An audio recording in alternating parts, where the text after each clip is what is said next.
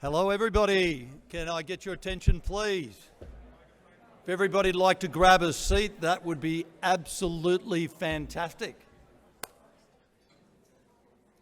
Ladies and gentlemen, my name's Steve Dixon, and one thing I've got to say straight up front, wow, look at the people here tonight. They've come from all over our country. I am genuinely so excited to be here. I've got some fantastic friends. We have some absolutely brilliant speakers, and one man I don't have to say too much about, but I'm going to talk about him just a little bit before I invite him up to the stage. This man got knocked down and he stood up. This man created a political party in Victoria. This man pushed back against Dan Andrews, and we all know what Dan Andrews is. He is one horrible human being, but tonight, it's all about that. It's all about courage and it's about strength. And the one man I'm about to announce is Morgan C. Jonas. Come to the stage, my friend. And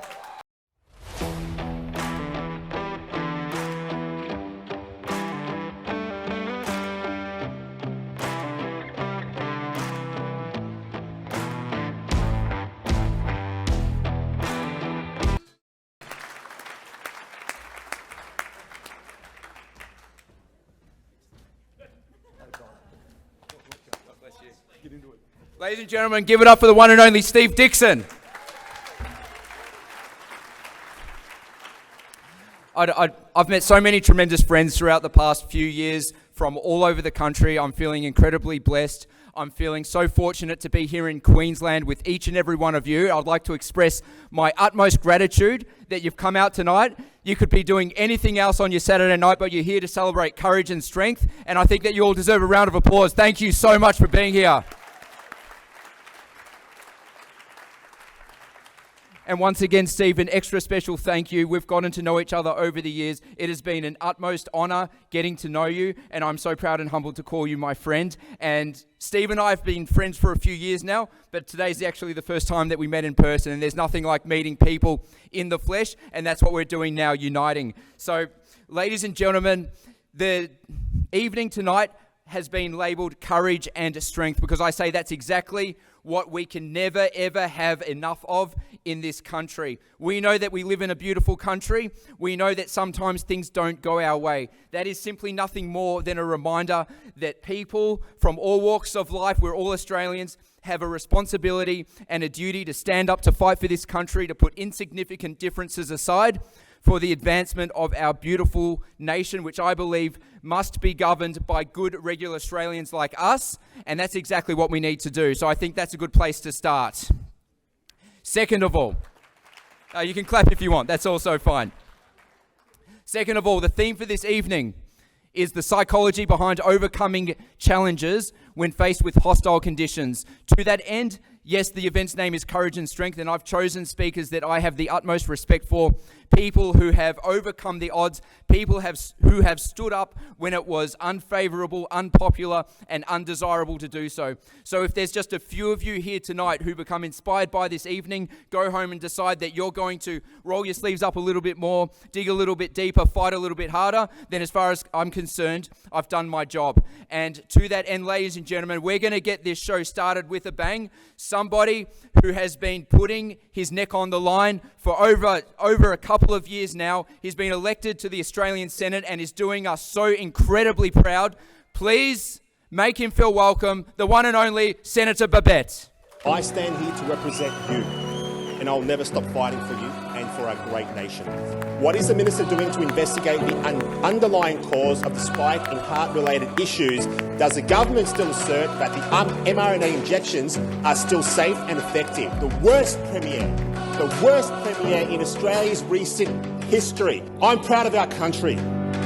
I'm proud of our flag. I'm proud of our traditions. Victorians have had enough of the government interfering in their lives, their businesses, their homes. We come from all walks of life. Young, old, rich, poor, white, black, brown. Doesn't matter. Doesn't matter. Because at the end of the day, we're all Australians. We're Aussies. And from whatever land we come, We must speak with one voice to save our country. What research, if any, is being done to look into the cause of this alarming excess mortality? Now, the scandal is not only about Premier Daniel Andrews, Premier. Together, we will make a difference.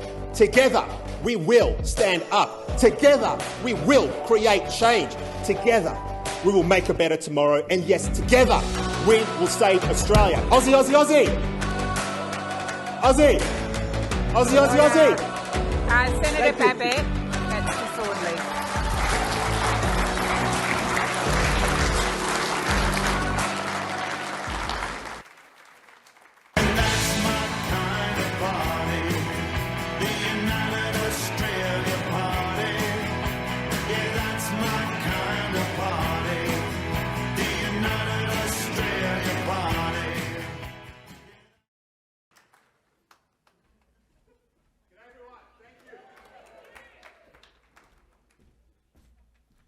What a crowd!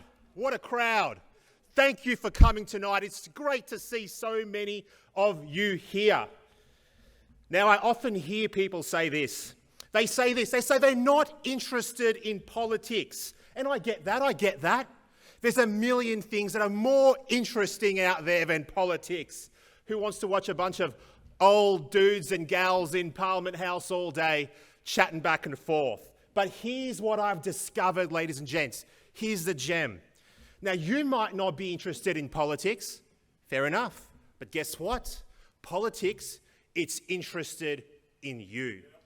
In you. Now, thank you, sir. Now, unlike Queensland Premier Anastasia Palaszczuk, I had no ambition. I had no ambition to enter politics, not like her. She's a lifelong politician. She's a career politician, that's what she is. She studied politics. She was an advisor to politicians. Her father was a politician, and then she became a politician. What is distinctly lacking in Anastasia Palaszczuk's resume is this: a real job, real experience. And that is the problem with politics today, with Australian politics. Our parliamentarians are typically populated.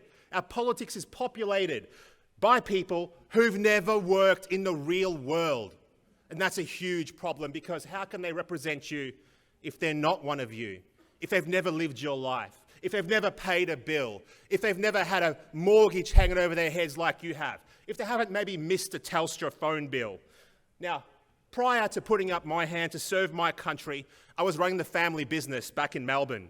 When I started to notice one thing, the decisions of governments encroaching on every single area of my life, I got sick of it. I got sick of seeing politicians make bad decisions and destroy our nation. I got sick of it. I had to do something. I had to take responsibility. I had to be a part of a solution rather than being a part of the problem. The time for complaining was over. It was over. I took action. I did something about it. I didn't put my hand up. I did not put my hand up because I thought it would be a nice career. That's not why I did it. I put my hand up because I was afraid. That's why. I feared what the political class would do to this beautiful country, our beautiful country, if ordinary people didn't stand up to have their voices heard. That's why I did it. If ordinary people like us in this room didn't push back, that's why I did it. Now, I get the sense that most of you here in this room feel the same way. Am I right or wrong? Yeah. I knew I was right. It's a good crowd. It's a good crowd. Now, the price of refusing to participate in politics is to be governed by your inferiors. That's the price. That's the price.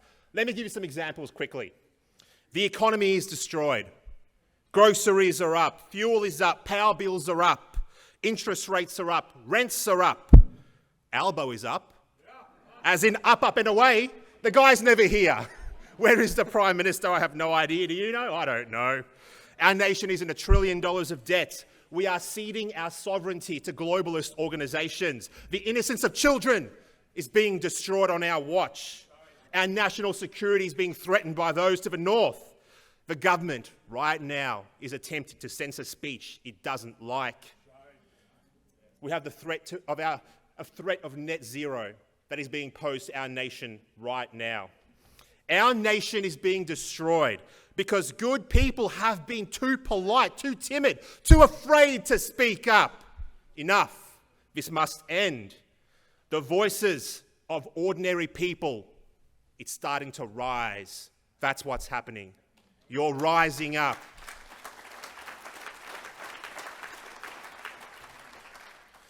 Now I'm calling for your voice to become a thunderous roar. A roar for responsibility. A roar for decency. A roar for Australian values. For freedom. For good old-fashioned common sense.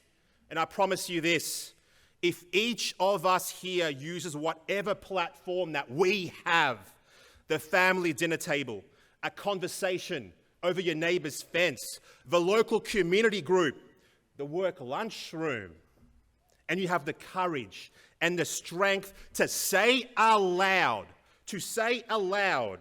what we're all thinking privately, Canberra will have to listen. They'll have to listen. Now, our country has many problems. We know that. But here's the good thing. These problems, they were created by men and women.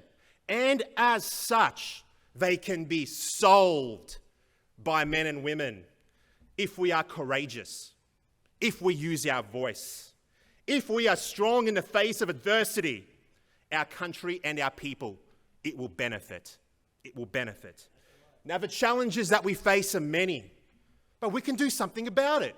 We can do something about it. You are, in fact, doing something about it right now, by taking a greater interest in the political process. You are doing something about it every time you use your voice, every time you are strong, and every time you show courage in the face of adversity. Remember, look around. You're not alone. You're not alone. Together, ladies and gentlemen, we will make a difference. Together, we will stand up. Together, we will create change. Together, we will make a better tomorrow. And yes, together, we will save Australia. Thank you, ladies and gentlemen. Thank you. Thank you.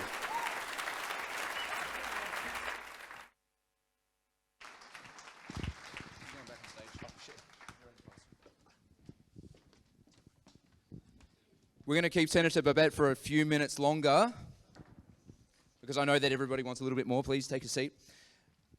Senator, thank you, first of all, for being here. Now, a couple of questions for the audience. I know that this is a question that so many people have, and that is, did you imagine, let's just say 5 or 10 years ago, that you'd be sitting here today serving in the Australian Senate? Absolutely not. It was never on my mind. I never wanted to do it. It's something that I didn't even think about once. I was quite happy living my life before. I was quite happy working in the small family real estate business that we have back in Melbourne. But you know what? Like I said on stage before during my speech, I knew that I had to take action. I knew that I had to be courageous. I knew that I had to show strength, like the name of this event tonight. And I had to do something about it. Because like I mentioned, the time for inaction is over. The time for inaction is done. If we're inactive, and this stands for all of us here, then the people that are in charge today will continue doing exactly what they're doing now if you don't stop them. Believe you me, I know these people, I've met them, and in my personal opinion, they don't have our best interests at heart. Yeah, and I think that we can all definitely agree. What, if anything, was concerning to you prior to throwing your hat in the ring with the prospect of public life, and what did you do to overcome those concerns? I guess I'm someone that is a bit of a private person. I didn't want to have my life on display, to be scrutinised, to be looked at, to be yelled at in the street, for example, because I believe that women don't have penises, right? This is the kind of stuff that I've got to put up with. But at the end of the day, you know what I thought? They don't have penises. Okay, fact check me. Let's get the fact check going. But look, at the end of the day, I had to push past that because I think that Australia is important and Australia is worth saving. So a bit of my background, I'm a migrant. I wasn't born here. I came here when I was very young. So my parents brought me to Australia for a better life, and a better life we have had. Australia's a great country. And to see the country that I love so much very, very slowly over time be ripped apart and be destroyed and lose the values that made it so great in the first place, that really hurts me. It hurts me a lot.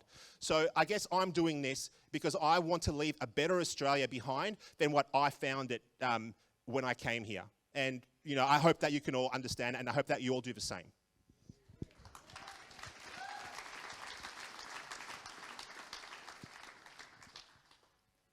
Has Parliament been a smooth ride so far, or have you faced challenges? If so, can you talk about a couple of those challenges? What were they, and what did you do to counteract them? There are always challenges in Parliament House. Look, I guess the biggest issue that I have, and this is a big one, I go in that place and I see people in there make decisions that don't benefit Australia. They make decisions that put us second, third, fourth down the trough. And that shits me to tears. Pardon my French. It shits me to tears. And thank you. And look, I just wish that everyone in that place was as patriotic as I was. And they may pretend to be on TV or in their TV, you know, their radio interviews and things like that. But I guarantee you they're not. Because they prove it in the decisions that they make. They put us second, third, and fourth down the trough, like I said. And the other thing that I'd like to mention as well about Parliament House is don't think that these people are better than you, are smarter than you, more intelligent or whatever it is. No, they're not. They're just regular, everyday people, but they like to pretend. They have delusions of grandeur, in my opinion. A lot of them do anyway. So the takeaway from this is that you can do it. You can be sitting in Canberra after the next election. You can be sitting on your council board. You could be sitting on your school board or whatever it is. Don't let fear stop you. Be strong, be courageous. Hear, hear. All right, now, let's just say we have some people in the audience right now. They're feeling inspired. They know they could be doing something more for our country. But of course, we do experience at times that little voice that holds us back, that stops us from taking the next step. If you had some people like that in front of you right now, what advice would you give them? I'd say this. I'd say, look, you know where the country's headed. You know, you're not stupid. You know exactly where it's going. Are you willing to leave that country there for the generation that will come next? Are you willing to leave that there for, if you have children, for your children, or for your children's children, or for your nephews, or your nieces, or whatever it is? What kind of world do you want to leave for them? And then you always got to think, we had 16-year-old boys going to war over in Europe, you know, pretending that they were of age to go and fight for freedoms that we all enjoy today. And you're telling me that you can't, you know, throw your hand up to run for your local council? You can't volunteer to hand out how to vote cards next time at the next election? You can't be more active and, you know, potentially call your local member of parliament or your senator and say, these are my concerns, I'm coming to see you right now, or can I make an appointment? You can't do that. You can't be in the ear of your local state MP and say, I'm not happy with what you're doing, when boys were going and dying in trenches over in World War II. I mean, you have to do more. Whatever you're doing now, I'm going to tell you now, it's not enough. It's not enough. You need to do 10 times more than what you're doing now. That goes for me as well. That goes for me as well. We've got to always be looking for ways to do more. And it's not hard. Once you begin, it's easy after that. But you just got to begin.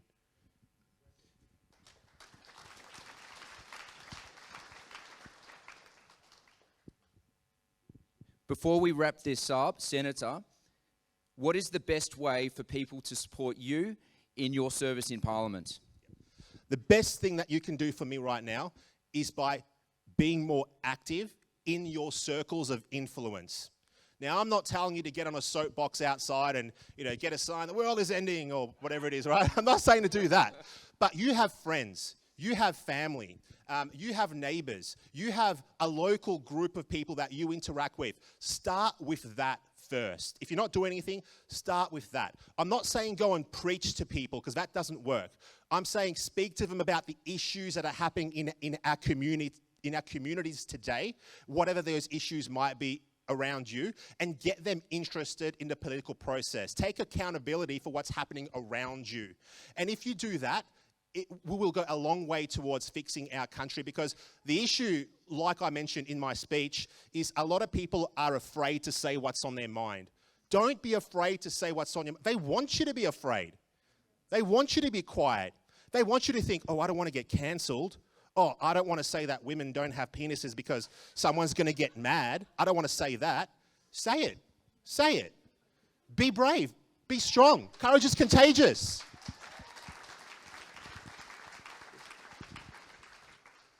Thank you very much. Ladies and gentlemen, give it up for Senator Ralph Babbitt.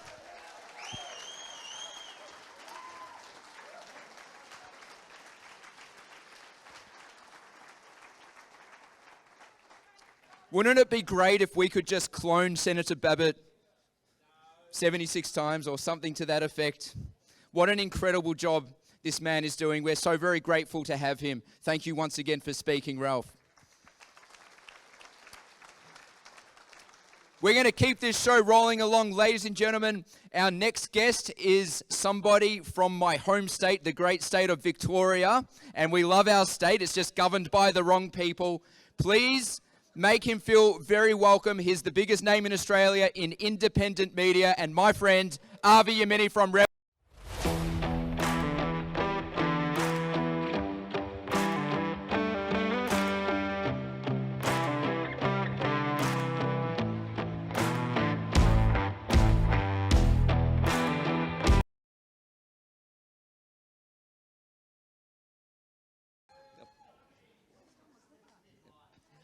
Ladies and gentlemen, Avi Yemini, we've got a microphone there for you. Is it turned on? Give it a tap, my friend. There's a button on the other side. There we go. Testing. Can you guys hear me? Avi Yemini, I That's thought... good. All right, you can be quiet now. It's the Avi show now. This is exactly what happened in Melbourne. I ran a great show. I invited Avi to the stage, and then all of a sudden it just became the Avi show, and I said, what's going on here?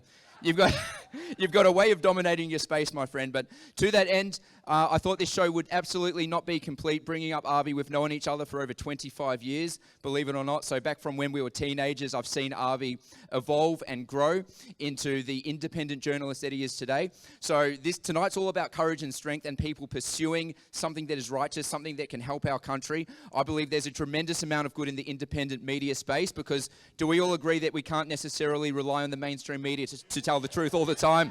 Right. So Avi, let's start off by me asking you, when did you decide that you wanted to get into independent journalism, and what was it that allowed you to take that first step? It's an interesting question at this point in time, because it was actually, I've known you since we were teenagers, but, and for those of you that have read the book would know that there's some shady stuff about Morgan we must talk about. But when I got back from the army and I opened the gyms, at that time, for some reason, our paths have crossed so many times. And you were running it was called Bossman's Combat Sports Gear. So I ran these Krav Maga gyms and 24-hour gyms, and then you were selling MMA kind of equipment. That's right. Yeah. And at that time, I was like most Aussies, I was apathetic. I did not care about politics. I couldn't have told you the difference between Liberal and Labor, even though I get it. There is no difference. But let's pretend there is. I wouldn't have known the non-difference between them, and I wouldn't have cared. And what happened to me, which the irony is kind of, or I guess it's so appropriate it's happening now, is that it was over one night when I owned these gyms, and I sat down and I turned on the idiot box and I just switched on ABC, and and I'm not saying anything. I'm not reacting. And they started to report on the conflict at the time, which was Israel and Gaza. And I was watching the TV and thinking, hold on, I served there. Gaza was my deployment. I see what they're reporting, and I can see how they've manipulated it to fit their narrative. And I'm like, so that was my introduction to fake news. And at the time, I decided, because if you know me, I don't like to stay silent. I used my Facebook page, the gym Facebooks, and they were big. We had a large audience. They were popular gyms. And I started to kind of vent my frustration on the reporting from the ABC. And then I just kind of opened my eyes to all the reporting, and it was all kind of the same. And, yeah, you know, at the time, as you can see now, people have very strong feelings when it comes to the conflict that most of them have no idea about. And some people got really angry with my position. Others didn't. I didn't really give a shit because, firstly, you were training at the gym was called IDF training. I reckon there was a hint there that and you were learning Krav Maga, the Israeli army self-defense system. So if you don't think Israel has the right to defend herself, you probably don't deserve the right to learn their self-defense system. Anyways, I told him to piss off, and that was fine. We lost a few members, we gained others, but what had happened was at the end of it, I kind of found my voice, and I liked the attention. I'm one of 17 children, so I am the middle child of 17 children, and so I kind of enjoyed the limelight. I enjoyed having my say. I enjoyed people listening. I enjoyed people fighting over things I was saying. And so I kept kind of voicing my opinion on social and political issues. And it's funny because I didn't really have I approached things from a common sense perspective. I was just like, all right, this is happening right now. This is in the news. And Malcolm Roberts was actually a part of the first issues I had. He was the first one that got me into real trouble because, do you remember you were supposed to come to court? It's all in the book. But anyways, people said to me, Avi, like people that came to the gym that didn't necessarily disagree with my position. I didn't even know what their political positions were. But they said, maybe don't use your business platform to... it was probably you. And I don't remember who. I heard it from a few people. And like even members that loved the gyms and said, okay, I got it when it was about Israel, but this is nothing that you can kind of, you can't talk about gender identity and somehow tie that into Krav Maga. So fair point. I opened Avi Yemeni Facebook page at the time, and I told people, if you're interested in what I've got to say, come across. Thousands did. Many blocked it. And here we are today. Here we are today. The finished product. A work in progress.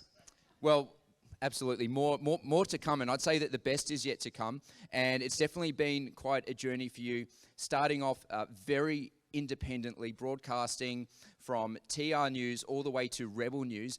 Talk to us about when you had your break and when you really felt that you had broken through in terms of speaking to a broader audience, because you really have become a household name. What I want to know is when was that moment and how did it happen? Yeah, I guess it was like two of those moments, and there was going to be a third. The first one was in Hong Kong. I don't know if you guys remember, before COVID, there was, it all worked out in China's favor. That's all I can say.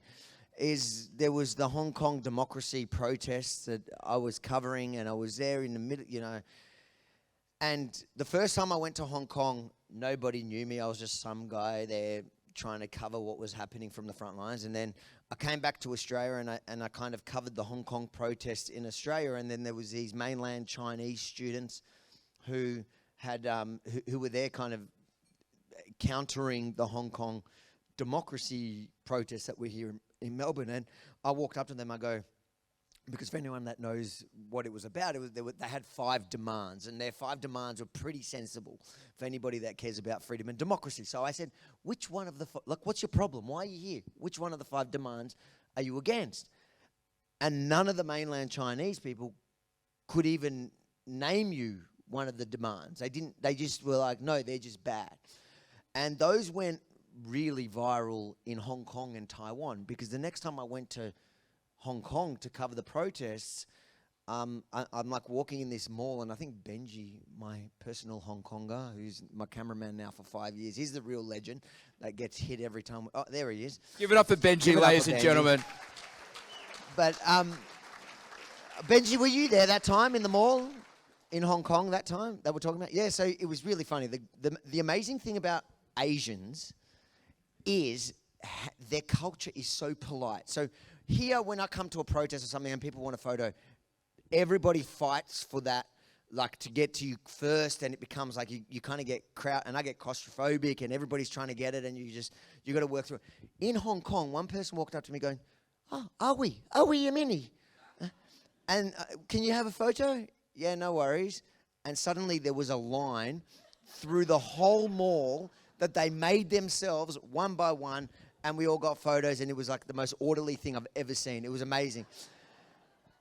And then, of course, for me in Australia, it was COVID. On September 3rd of 2020, I joined Rebel, and the only reason why I know that date so well is September 5th I was arrested.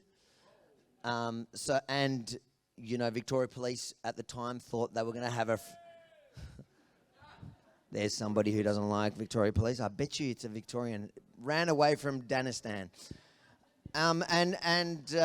Victoria Police thought they could get away with it. And because I joined Rebel, they didn't know at that point. And they certainly didn't get away with it. And we kept fighting and we won. Incredible.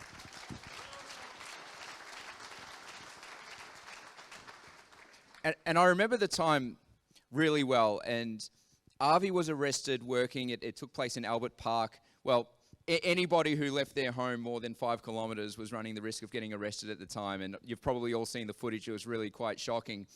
And what was interesting to me in Avi's case was he wasn't after compensation. He wanted specifically a written apology from Victoria Police, and you got it in the end. How did that feel? My wife keeps reminding me about not taking the compensation. I love you, babe. Some things are worth more than money. But even Daniel, Daniel, you've known Daniel for years as well. And when Victoria Police realised, hold on, every time they arrest me, it's added to our Supreme Court fight. They then went for Daniel. But Daniel took the money, and he took almost $150,000. That's Daniel Avi's bodyguard, who does a great job in Melbourne. He deserves every dollar of it. We love Daniel. All right, now, independent journalism, not the easiest pathway to take. Surely there were times where you woke up in the morning and you said, why am I doing this? This is difficult. It's hard to earn $1. What was it that, I guess, motivated you to keep going instead of throwing in the towel when maybe other people would have done so given the circumstances? That's a good question. There's certainly different periods where I've come up against those thoughts. I think in the beginning, when I was probably paying to do it rather than getting paid to do it. So in the beginning, when I started doing it, and I had the gyms, and my gyms were kind of bringing in the funds, and I was kind of destroying them by having opinions. So I questioned it, and then I got the first paid gig at ALA and then TR News, and it kind of grew. Honestly, the hardest time for me to report has been probably the last month. It has been the toughest because during COVID, it was certainly, I think the majority of people appreciated what you were doing. Even if they were scared of the virus, they loved the action and they loved watching you get in there and do it. I never came up against, the only hate I came up against was groups like Antifa and organised far left-wing groups that just hate you for whatever reason and love the government for whatever other stupid reason.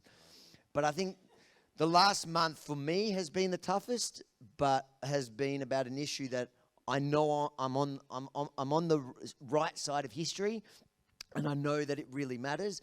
So I know once you get past this and you see, I get power actually from, obviously I have a dog in the fight. My whole family lives in Israel, I served in the army there. But when I see people like Pauline Hanson standing in Parliament, standing there and actually standing for something that possibly a lot of her base does not support, but has that willingness to stand by what her convictions and to stay consistent, I look at that, I go, why would I ever give up on what I'm doing? It might be tough. And it's been hard. It's been tough. And pass that message on, because I watched that speech in Parliament, and there's been a few instances like that in the last few weeks where I've seen people on both sides. Like, I've seen people that have encouraged me, and I've seen people that I can see have given in to the temptation of going with the flow, going with what's popular, just for the clicks and the likes and to be liked and whatever like that. And I hope, not even on the Israel issue, I hope on no issue in my life ever, no matter how unpopular it is, that I end up doing that. I will take inspiration and the lead from people like Pauline Hanson to stay consistent even when it's unpopular. I think we can all respect that.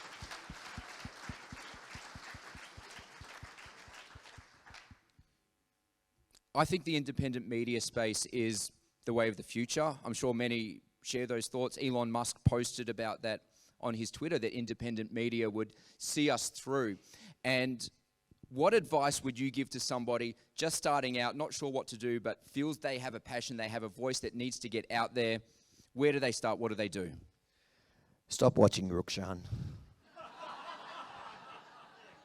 I've been sitting here the whole time thinking, how do I have a dig at Rukshan?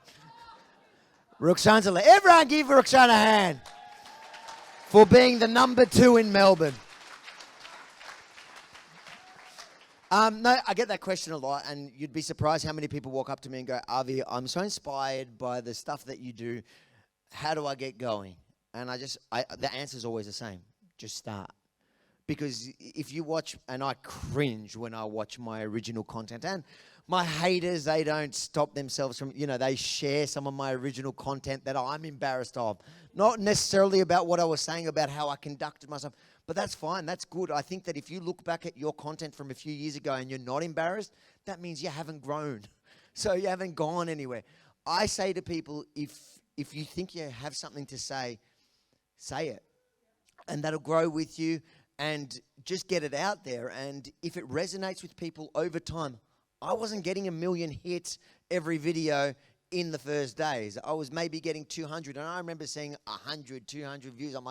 I remember looking at those numbers and going, 200 people took the time to watch me talk shit. And it comes and it grows, and I'm glad 1 million people didn't watch me from day one, because that's bloody embarrassing. Ladies and gentlemen, give it up for Avi Yamini from Victoria. Thank you, Morgan.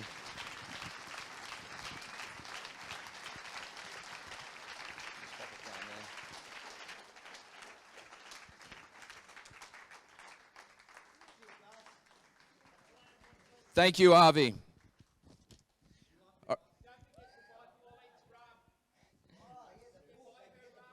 That's just really the Avi show, right? Thank you, Avi Yamini from Victoria. All right, ladies and gentlemen, we're going to keep this show moving along here. We have a native to the great state of Queensland, somebody that has become my friend, somebody that I am inspired by, somebody that stood up at a time so unpopular by his peers simply because it was the right thing to do by the people. Make him feel welcome to the great suspended Dr.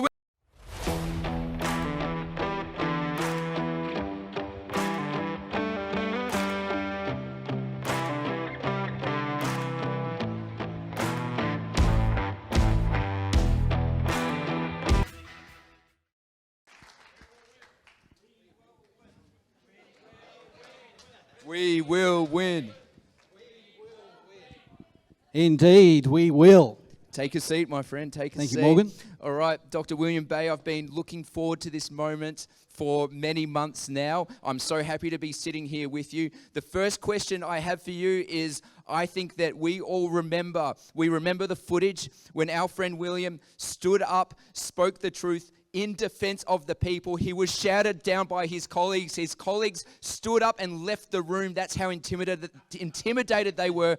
The first question is, what was it that came over you to stand up, to take that stand? Did you wake up in the morning and decide you were going to do it? Was it coming for a long time? I want to hear it from the man himself. It has always been and continues to be God inspiring me to deliver justice to this country. It was an important day. That day, it was my 26th protest for the Queensland People's Protest, and I understand that 26 is a very powerful number in the Jewish system of belief. I know this because my practice manager at the medical practice where I was working at as a doctor said to me, "William, I am your friend and I'm your practice manager. Do not go into that conference as a practice manager, but as your friend and as a sister under God, go in there and give them hell." And I did. And that you did better than anybody in the business. Now, I have no doubt that after that moment, you would have been contacted by people in your industry, your peers. You would have had a wave of criticism from certain circles saying, "What are you doing, Dr. Bay? You're making a fool of us. You're not speaking the truth." How did you respond to the criticism to push it aside and to keep fighting? Well, first of all, I knew that I was right. Dr. Peter McCullough was right. Senator Rennick was right. Senator Roberts was right. And most importantly, so many people, including my patients who are suffering and dying from this terrible so-called vaccine, were right. And it was only the mainstream media that was gaslighting them into believing something else that was fueling my colleagues from trying to tell me I was wrong. But I was not listening to my colleagues. I was not listening to the RACGP. And I certainly was not listening to the AMA, who said that we should all shut up, comply, and give the jabs to everybody, whether they liked it or not. Still, to this very day, do AHPRA tell doctors and nurses that they have to do that, my friends. It is a shame. It's an ongoing shame, and I will never comply. Neither should you. Neither should my doctor colleagues. They should all stand up for the people of Australia, and until we do, we will keep fighting to the very end. Hear, hear.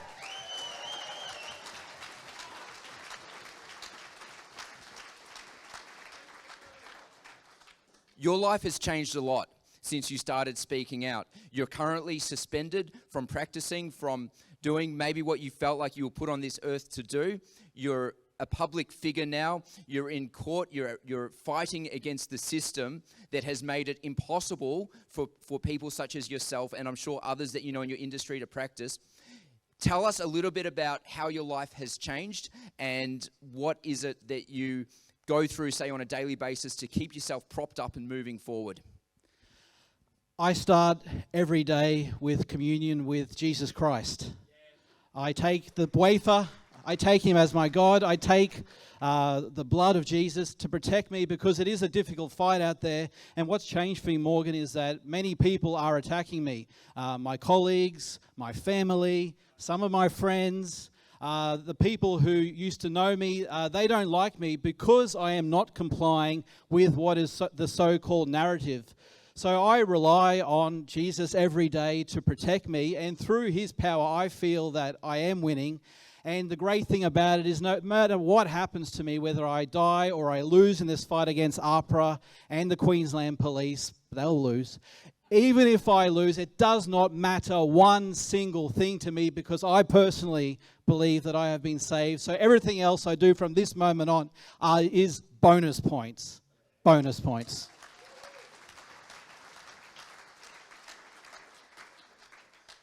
Now, you're in one heck of a fight right now. You're self-representing. You're on a mission to set a precedent, to set a standard that, if you are successful, will pave the way for other practitioners in your industry to make their way back to work where the public very much needs them. Talk to us a little bit about how that's going and how you see it going in the end.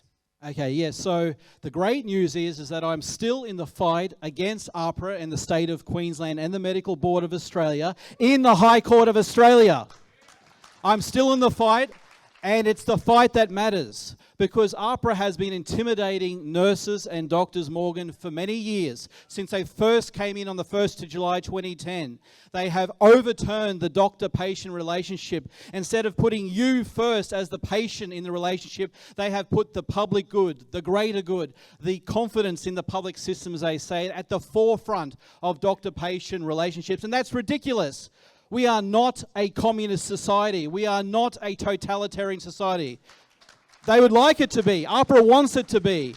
And so I am pushing back against them in the High Court to declare that the doctor-patient relationship is sacrosanct. You cannot interfere with it. And as doctors, it is our moral, ethical and legal duty to give informed consent, to give the information to the people who demand to know what's in those vaccines.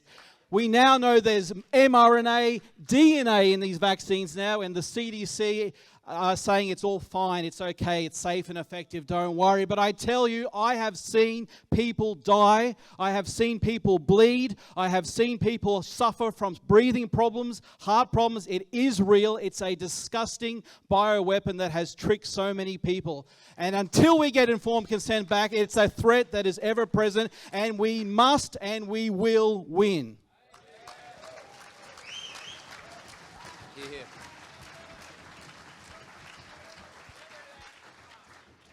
Now, Dr. Bay, it's a monumental fight that you've rolled up your sleeves and volunteered for.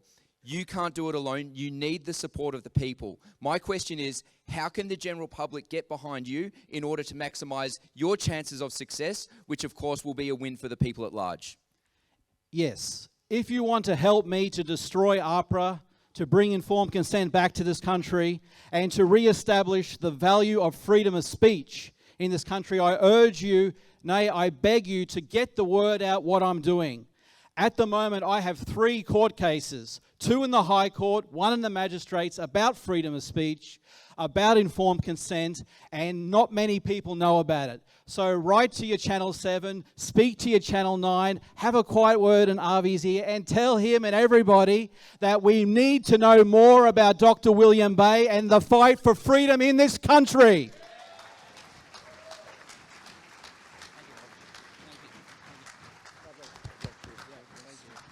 Ladies and gentlemen, give it up for the one and only Dr. William Bay. We will win! Excellent. Inspiring. God bless you.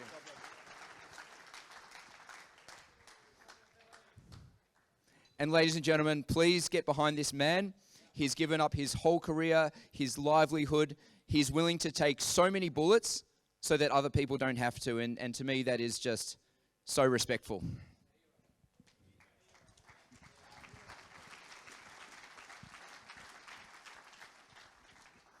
All right, ladies and gentlemen, our next guest is somebody who has become such a great friend of mine. She's an author, somebody who inspires me every single day, and also somebody who, without her contribution, I don't think this night would have been possible. She's taken on the authorities in her life, had her back up against the wall, and come out on top. She is a real-life example of a success story, morally, spiritually, and in every sense of the word. Please make her feel welcome, my friend, Renee Eves.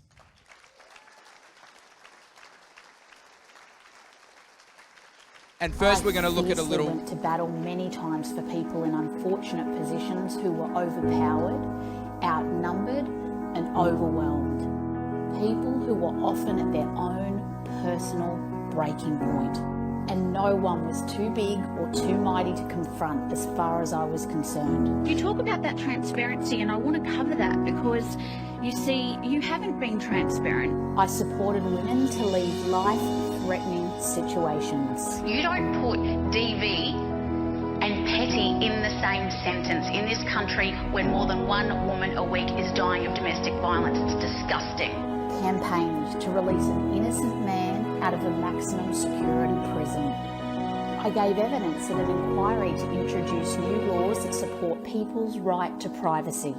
And it's happening right now as we speak. And quite frankly, it's a disgrace. I called for a task force for the examination of police brutality.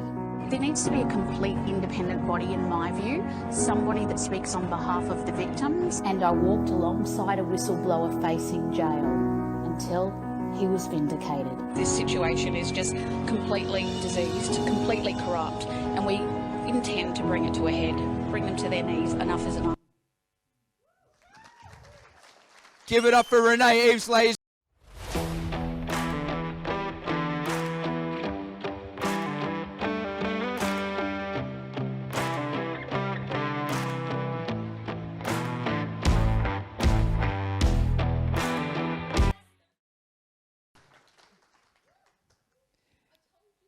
Incredible. Yes, we needed 5 seconds longer.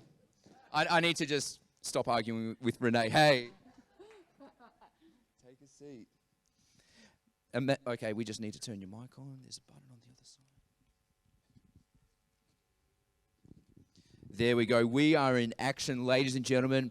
Renee, it is so wonderful to have you here tonight. Thank you so much for everything you've contributed. This night would not be going ahead without you.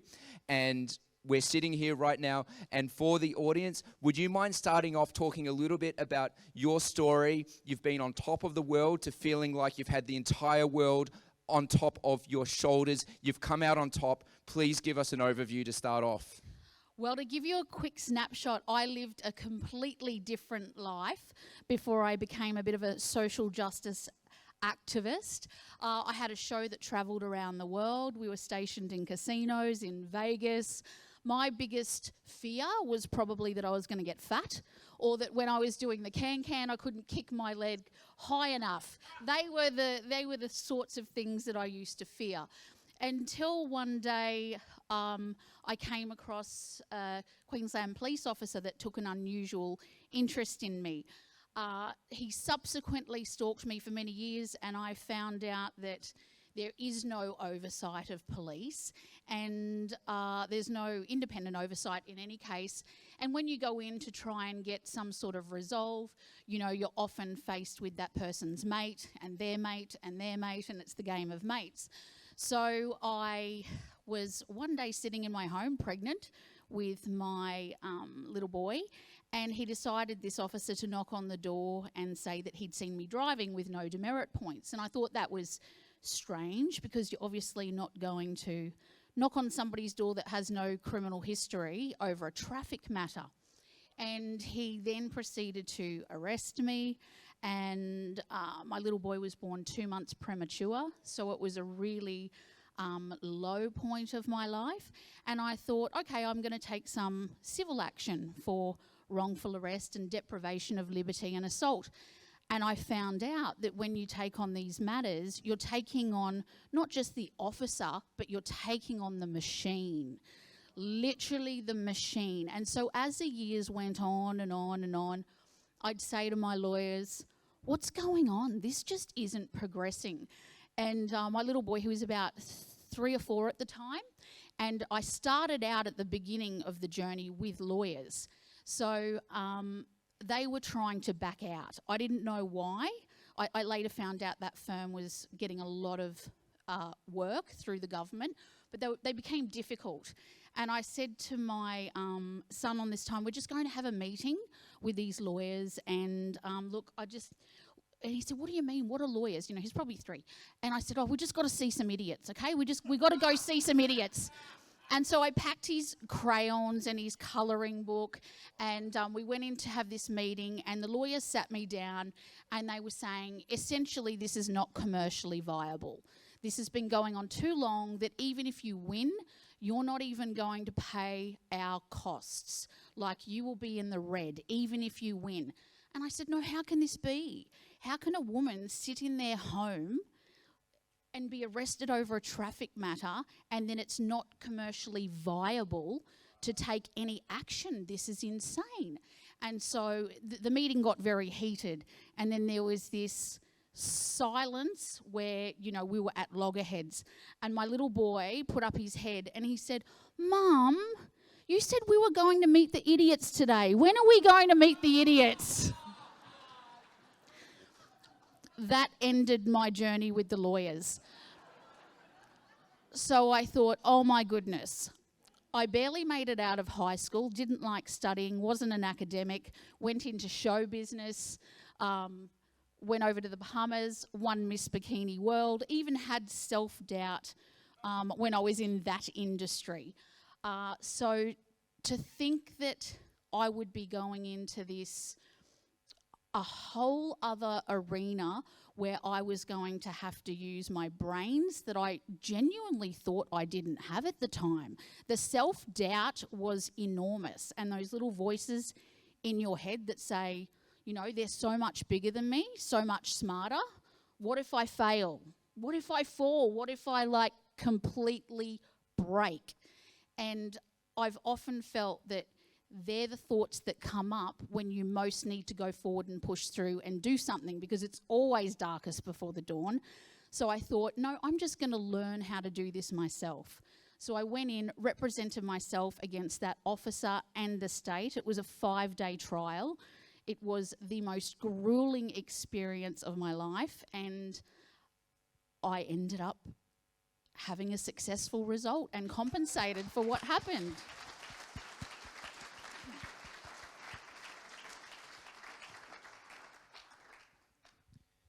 There would have been some challenging moments in the lead up to this trial. You were put in a position where you basically needed to make a decision. Do you forego your professional platform in pursuit of justice? You chose to pursue justice. You chose to do away with the lawyers who were probably after nothing more than fattening their wallets, I would say, and to roll your sleeves up, Renee Eves, taking on not just a police officer, but the entire apparatus, the entire state. There must have been moments where you said, hold on, what am I doing here? Maybe I should just get the show back on the road, get back to Vegas. Why'd you choose the road of justice? I chose it because when I was researching to see what other cases there were with respect to deprivation of liberty, wrongful arrest and assault, you know, when you're running a legal matter, any of those of you that have been involved, you of course go and try to find case law and other precedents where other people have done it. And I phoned a few people and said, am I researching this incorrectly? I just can't find anybody. I can't find any cases. And they said, oh no, well there's not any. And I went, well, why not? And they said, because this is what the machine does. It pushes you and pushes you and pushes you until your back is against the wall. And what you're essentially doing is fighting, you realise, you're fighting this unlimited checkbook. You spend 10,000, they spend 100,000. You spend 50,000, they spend 200,000. And I thought the only way to have a shot here is to take the checkbook out of the equation, roll my sleeves up, and actually get in there and do it, because they're always going to outspend. Always, always.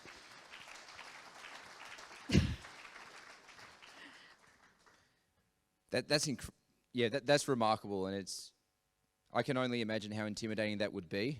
Well, it was, Morgan, it was so intimidating, and I felt so unprepared. And on the first day of trial, to put it into perspective, I'd just become a single mum. Resources were incredibly low. I was just thinking, how am I going to pay the car parking in the Maya Centre car park in Brisbane for 5 days, you know, and just get my child into kindergarten while I ran this trial. And I came up to the bench and it said, I remember the judge saying, the state of Queensland versus Eves. And my friend said, what? You're like versing the state? And I said, yes, well, yes. And the I guess, the officer and the state. And then I'd done a lot of preparation, and I realised I'm sitting at the bench, and I had a very experienced senior counsel that I was up against, and an entire team, and they had all their suitcases and capes and, you know, the whole smoke and mirrors. And I sat there and I realised, oh my, I don't even have a pen. Like, I'm sitting at the bench in this district court, I don't even have a pen. And I turned around and there's all these students in the gallery. They bring the students into court for their excursions. And I turned around and I was like, does anyone have a pen? And this is like the castle, or, you know. And then this lady from the back, she's in her handbag and she's like, oh, I've got a Keno pencil. So I literally ran my case against the state with a yellow Keno pencil. So the message in that is that you don't have to be, consider yourself incredibly intelligent or well-resourced. It is about making do with what you've got and being able to pivot when the situation arises. So, you know, we all have challenges in our life, and as those, instead of thinking about, oh, how am I going to win that case? How am I going to get to the end of this? It was like, right now, I just need a pen. So let's just get through that. Let's just get through that next step and the next step and the next step. And that's, I think, done a lot to serve me subsequently with the people that I then went on to assist after I was successful in my own matter. And might I just add to that the state actually appealed the decision, and they wanted to seek cost for this officer's lost earnings and his meals, his accommodation, and his airline tickets to attend the hearing. So, yeah. What a massive victory. And I think what this really shows is that grit, determination, and being in a possession of an indomitable spirit, not willing to back down, that overcomes, say, natural talent or somebody who is very well versed in an industry or a skill set or a knowledge set that might seem a bit foreign to us. You roll your sleeves up, you fight hard enough, and you can actually end up winning. And Renee Eves is living proof of that.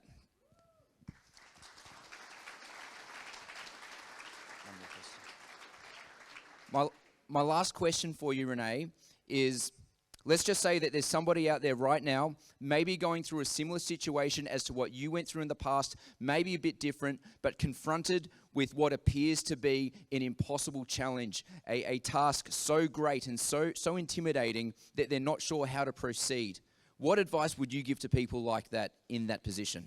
Well, I feel like I'm in the Miss Universe pageant. You know that? Do you remember the video where she said, and she can, and what? I don't know if anyone saw that video. It was hilarious. But yeah, but no. In all honesty, I think the message is that it is always darkest before the dawn.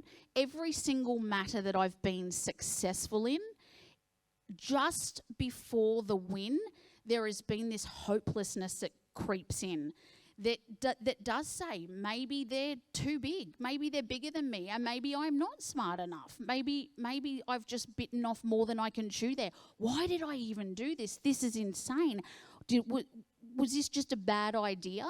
And as I've continued to have success after success after success, I realised that thought and those voices, they have come into my head every single time. And I've since worked with the most phenomenal legal people, QCs that are at the absolute top of their field. And something that I noticed is that they would be very nervous before they got up and addressed His Honour or Her Honour, and would put up a really good fight, and you'd think, wow, like they've just got it. And then they would come and sit down at the bench, and you could feel them shaking, and they'd smashed it. They'd smashed the argument out of the ballpark. Very experienced legal counsel, and they'd say, was that okay?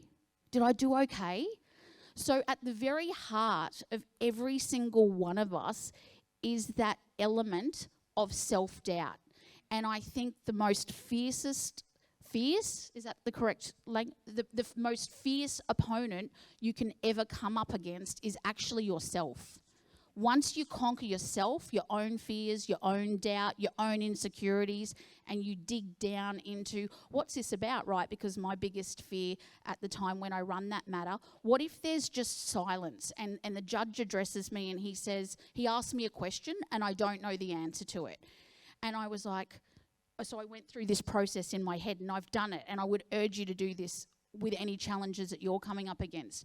The voice in my head said, there's going to be silence, I'm not going to know what to say. And then I said, okay, but then what?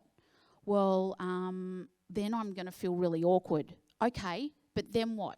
I'm going to look really ridiculous. Yeah, okay, I'm at peace with that. Then what? And you peel the layers of the onion down, and you get down to the root of, what is my real fear here? If it's just that I'm going to look stupid or sound stupid or that I'm not going to know, make peace with that, and then just say, nah, I'm rolling the dice. I'm going all in, and just completely ignoring the fact that that may happen, but if it does, I'm actually going to be okay. And it has served me each and every time. And if that's the takeaway that I would want to share and just wish and hope, that when you are up against something, because we're all up against different things every day. You might not be in court running a matter against the government, but it could be, in all honesty, you could suffer from mental illness and you could be feeling depressed. Hey, if you got up and you put your clothes on and you went and you walked to the coffee shop and you got a coffee and you just returned a few calls, that's massive for someone that's suffering with mental illness. So we've all got our own challenges, and if you can just take the next step and lose the fear in taking the next step, you absolutely can conquer the most enormous mountains that you would never have thought possible.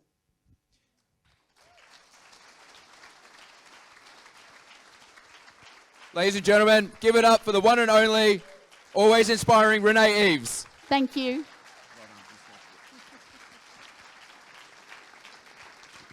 Was that okay?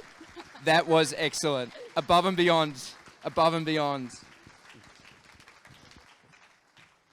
All right, ladies and gentlemen, we're going to keep this show on the road. We're going to keep it rolling.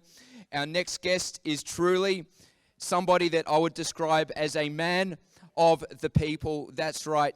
You can actually have a conversation with this man despite being in Parliament like he's somebody that lives down your street. He's speaking up for the issues that matter without favour or fear. He's somebody that we can rely on, and I'm very proud to have recently met this individual. Please make him feel welcome. Your own State MP, Stephen Andrews.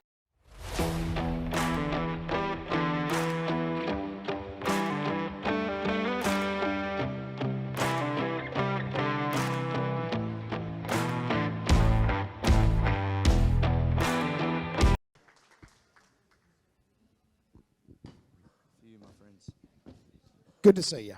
Good to see you, mate. Sorry about my throat. It's a bit of trench throat from this week's Parliament.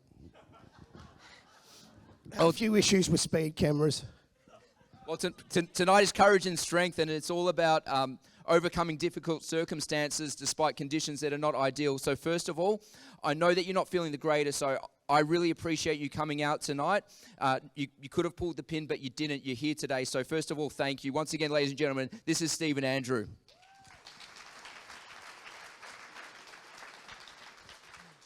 Now, I think of many members of the public, what strikes them when they meet their local member of Parliament, there seems to be a little bit of a disconnect. Yet when I spoke to you the first time, I felt like I was speaking to a real human being. I could have been somebody that lived down my street. I did not feel a barrier that I sometimes feel with other members of Parliament. Would you mind talking a little bit about that?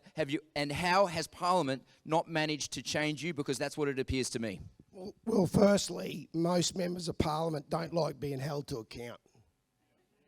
Number one. Number two is I swore an oath to the people and I plan on keeping it. Hear, hear.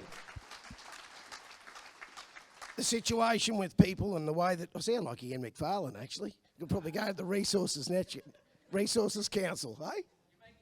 Yeah. I won't go into that. The situation with me is like, we really have to represent the people and the Parliament and all who we are. It's no good me being your representative if you can't speak to me, if you can't understand me and I can't understand you. There is absolutely no point in being a representative. If you're going in there as a representative for a major party or for other business ideals or a situation where it's nefarious or anything else, then the true term or true situation that you've actually been there is a lie to the people, and you should not be there. You should actually resign and get out of there and let someone who's not a pretender go in there and do the job for the people.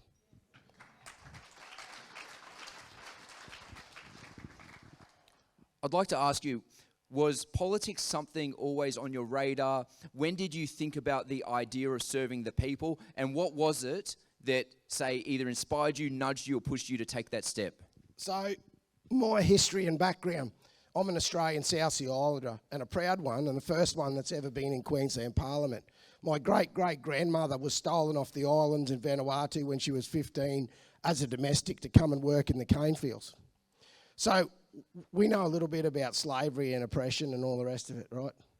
So there's nothing better than someone to come in and actually have a different look and a different understanding about things. But in 2007, Grandad come to me and said, we've been approached by the Labor Party. Kevin Rudd's going to come and visit, and we want to meet at your house. That day was a really interesting day. We had 60 minutes there, and I remember my daughter was just born. She was only 6 months old. Liz Hayes was holding her, actually, and we were doing a bit of an interview there. And Grandad was looking at me in a funny way. He was actually sitting at the table with Kevin Rudd. And I heard Grandad look at Kevin and look over to me and said, you know, Kevin, he said, now that I've met you, I'll never vote Labor again. He said, because you don't represent anyone. You don't represent the people. You haven't done a day's work in your life. Grandad was 96 years old at that time. He cut cane when he was last cut cane when he was 75. And mate, that guy could pull a cane knife. He reckoned to me after he talked to Kevin couldn't cut enough cane to put sugar in his tea. Right? That's how I grew up. And Grandad took to me afterwards because he's like me, very fair dinkum. I've got a lot of spin-off from him because I grew up with him and I loved him. I never heard him talk bad about anyone.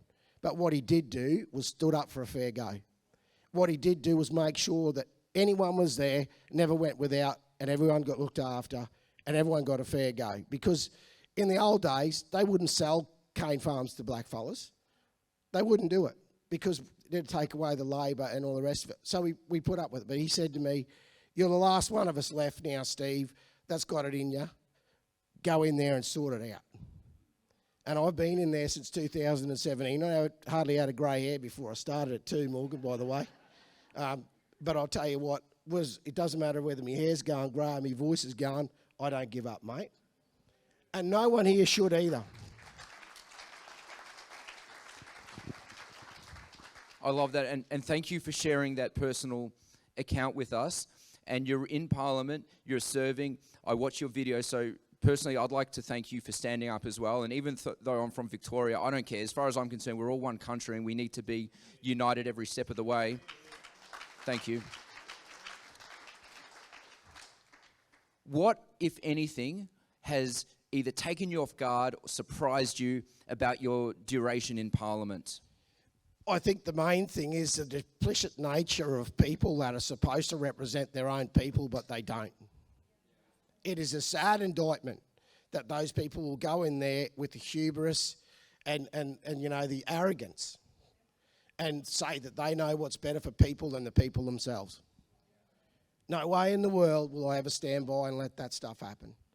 I had a situation one time where I'm on the hospital committee and on the legal affairs committee, and I punch pretty hard above my weight. I don't give them an inch. You know, I look at all the different stuff that we have to from the witnesses, and we give them everything that we can to make sure that we keep the legal part of it, or at least the fairness and balance in some sort of check. The situation that happened one time with me, an old lady was dying from emphysema. And the hospital said, oh, look, lady, someone said you've had a smoke and we're never going to let you take oxygen home to live out the last part of your life. I went into the hospital and said, I'm going to take these two canisters of oxygen and 2 masks, and I'm going to take them out to this lady. You can sign me up for them. I don't care whether you get the cops to pick me up, do whatever you want. I'm responsible for them. I'll write it down. I said, but that person will never die without dignity and to be able to talk to her family. Hear, hear. And these are the things that you've got to do when you're in Parliament. You've got to lead by example. That's the only way you win. If you don't, if you're just one of the others, if you just want to stand back and sit back and think it's all going to be good, well, it's not. Because you imagine to be that family, you imagine to be that lady not being able to talk to grandkids. And her voice is just important as all of our voices going forward today. And someone has to enable it. No different to what I did that day, right? Make sure you understand that. It's very important. I could have stood back and sat back and said, oh, no, I'll just let that ride. Don't do it. Walk up and say, I'll take responsibility for it. I'll walk in and I'll make it right. Hear, hear.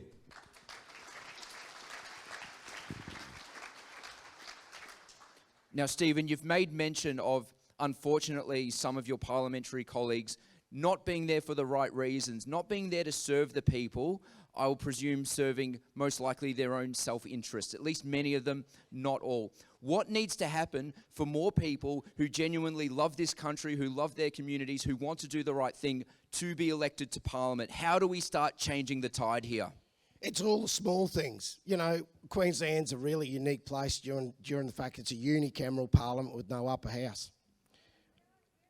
Well, it was abolished in 1922, right? The Labor Party fell on their swords. It's a long story. You can read about it. Love it or hate it, that's where we sit. Scotland's the same as well, and the rot's creeping in there as well. Some sort of overlay that just brings in all these laws to black you out, to take away all your freedom and your freedom of speech. So, yeah, we have to concentrate on the small things. The small things are what makes a change. Because you can only, if you look at the small things and you tell people, you show people and say, they can't manage that, mate. They can't manage these little things. So how are they going to manage us? And you just keep dropping that drips of water on that one point and making that hole in their armour and showing people how much debt's gone out of control. We did Mount Morgan Water 2 years ago, 40.5 million. Now, 1 year later, actually, it was in the budget for 2 years, but now 1 year later, it's 84.5 million. Do you see what I'm saying? And we bring people in there and show them, who's going to shoulder the debt? Who's going to keep going on with this? So these are the things that we need to keep looking at, and also appeal on people's good nature to say, we need other people to come in and make the difference. Look at what we're getting here. There's no value for money. That's the people's house, and the people can't be in it because it's been hijacked by all these fake people that are in there doing stuff for their own agenda. Being middlemen for corporations. That's what we are. We're working as an in-between, go-between. That's not what the place is for. Let's bring it back to the people. And I tell you what, there's only two ways of doing it. That's voting them in or all standing out the front and never relinquishing until we walk out. At the moment, that's what we got. Until we get the right people. But once they know that we're in there, once they see the difference we make, they'll never, ever let it change again. You've just got to get there. My next question, let's just say we have some people in the audience or people who watch the replay from this evening, regular Australians like you and I, they're thinking about throwing their hat in the ring, maybe local, state or federal, to take for a run for office. They're not too sure. What advice would you give to these people? Well, we're here, we got a common denominator of freedom fighters, people that love their people, love humanity, over power and money. Now, you know, this is what we need to do. We've got us all together in one room, and this, I believe that this shouldn't stop. It's the whole common denominator of what we got to help and support everyone that we can to get into Parliament. And that's what it's going to take. People are frightened to make that move. People think, like Renee said earlier, they haven't got it in them. They got it in them all right. Because when you start seeing the injustice, when you start watching what it does to people, when it's cruel and all everyday Australians, and these people can stay in there and say, oh, but we're keeping you safe or we're stopping you from dying, it's rubbish. It's lies, right? Have a look at the money that they're taking off people. We can't in the cost of living crisis. And that's the other difference. We never want to get to a state where Napoleon Bonaparte said, there's never been a revolution fought on a full belly. We've got to do that before that happens. Australia's a fighters, mate. Back in the First World War, every single war, we are the most revered fighting force in the world. Never forget it. Never let them take any. We didn't take it. They gave their last full measure to protect this country. We got to start giving part of our last full measure. That's what it is. That's what it'll take. Hear, hear.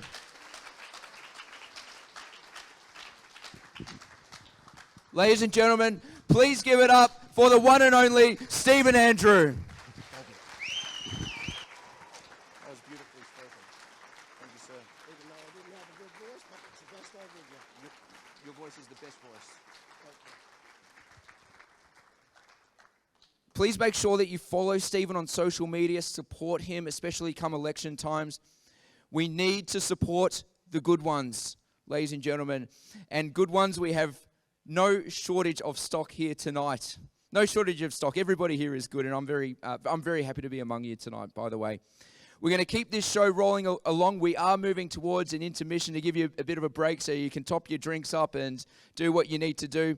Our next guest is somebody who's become a very good friend of mine. He's somebody that I respect. He's a former member of the Queensland Parliament. He's been out of the political business for a few years, but he's gotten back in the ring. He's still fighting. He's here for the people. I know that this man is here for a greater cause and a greater reason than himself. He's somebody that has been a tremendous support person for me with my start in politics and what I've been building in Victoria. Please make him feel welcome, my friend, Steve Dixon.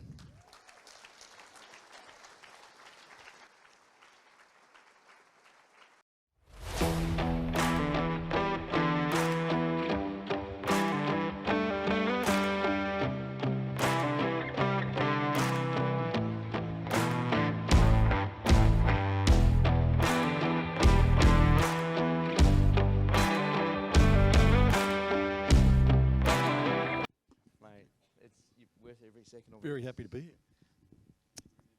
Ladies and gentlemen, I believe your microphone is on. Steve, it is a pleasure to be sitting here with you today. I've very much enjoyed getting to know you over the years and becoming your friend. And as I expressed to the audience, this is the first time that Steve and I have actually met in person, and probably not the most conventional meeting to be on a stage like this.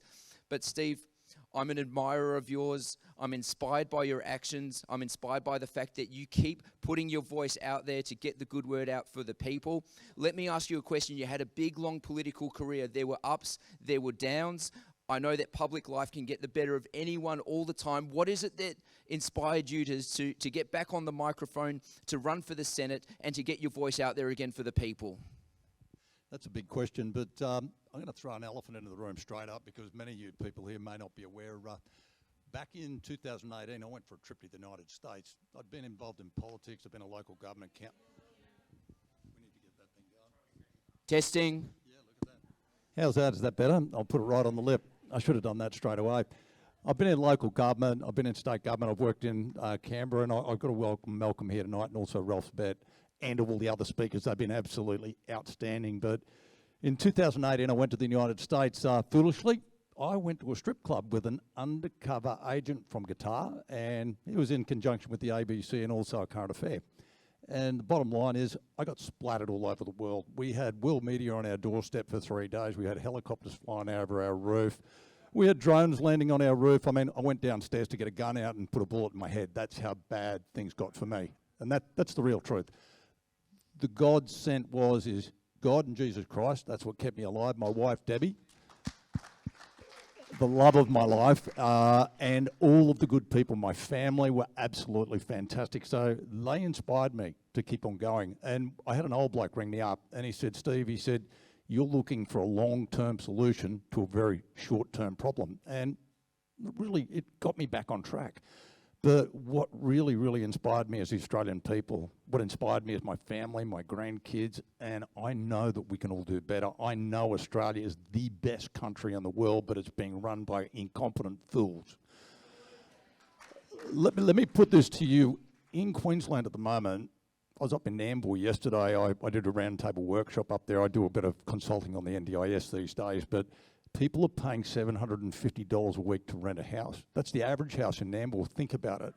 People are being driven into domestic violence, and you've got to ask yourself, what is the reason why?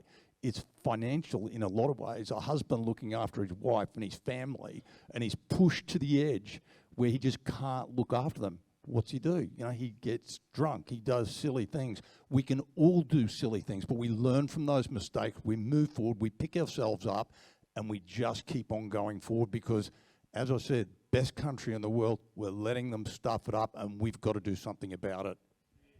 Hear, hear.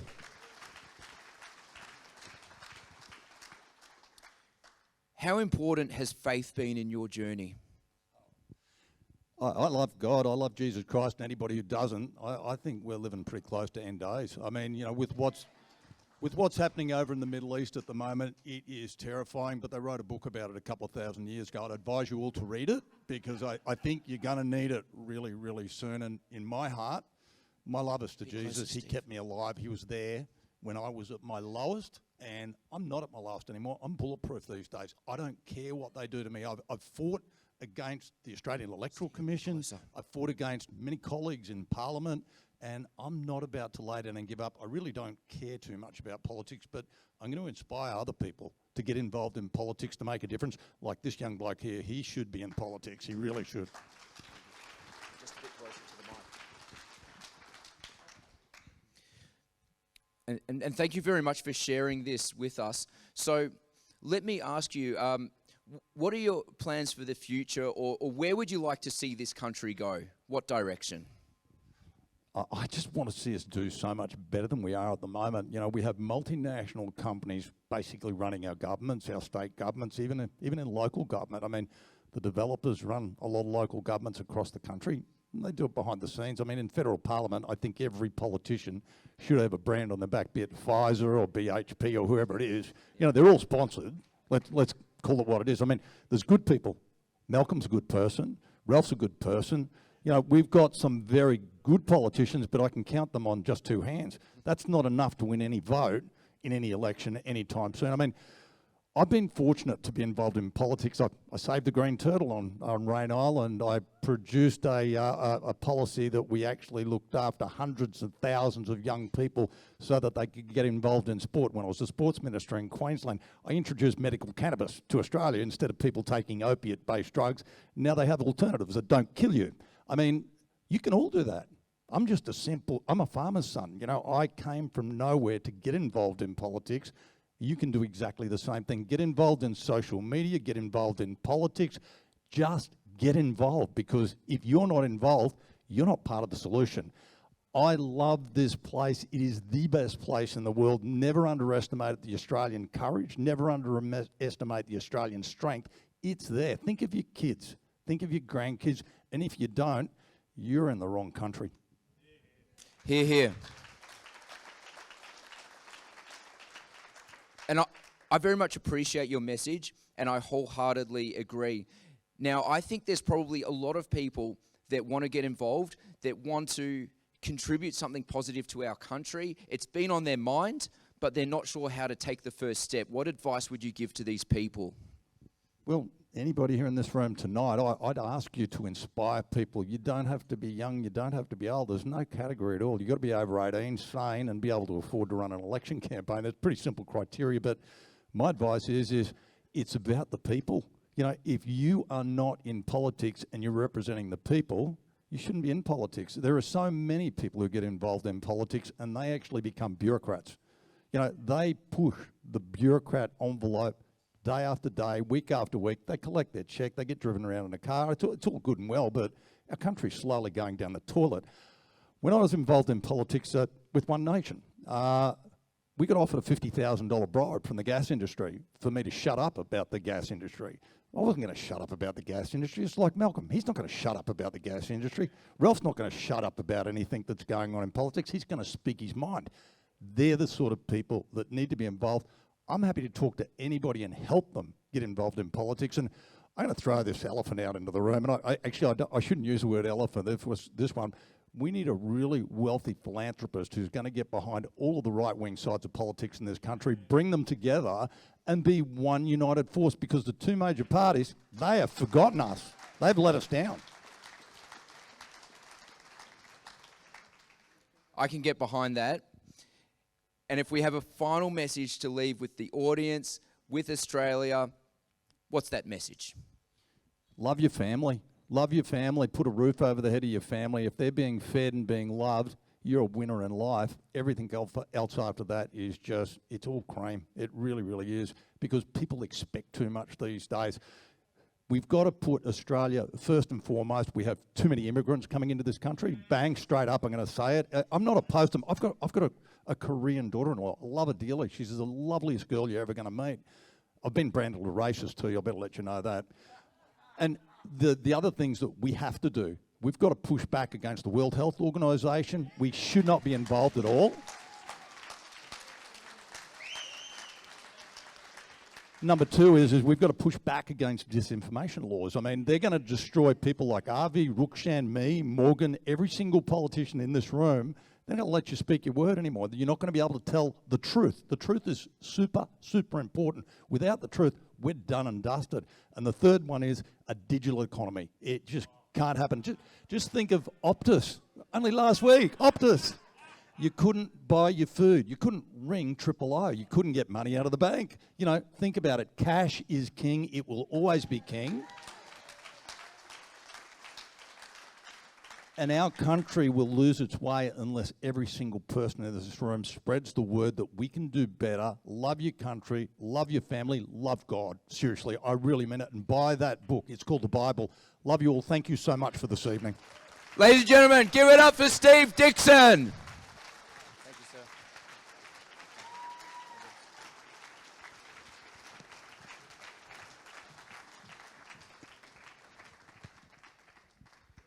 We are going to go to an intermission soon, just after a short address from Gareth Rogers from Reignite Legal. He's doing phenomenal work, has done for such a long time.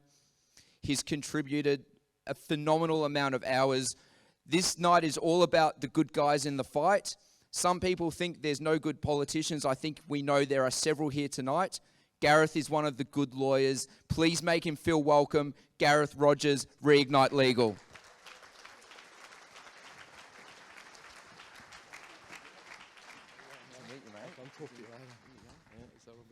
Hey guys, how you going? Very, very underdressed, so I'll make it up with a wonderful little speech.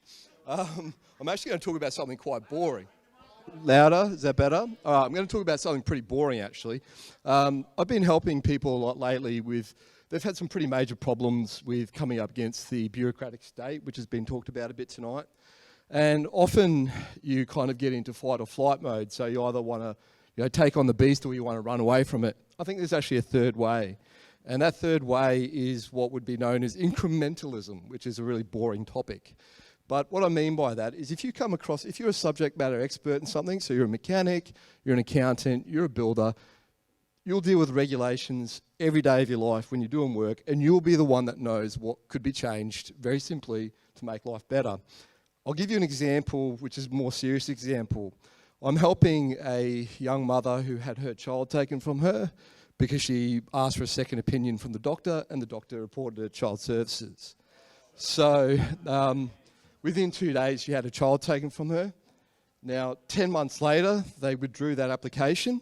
So there was interim orders in place, but it took them 10 months to withdraw the application, and they never took it to a hearing.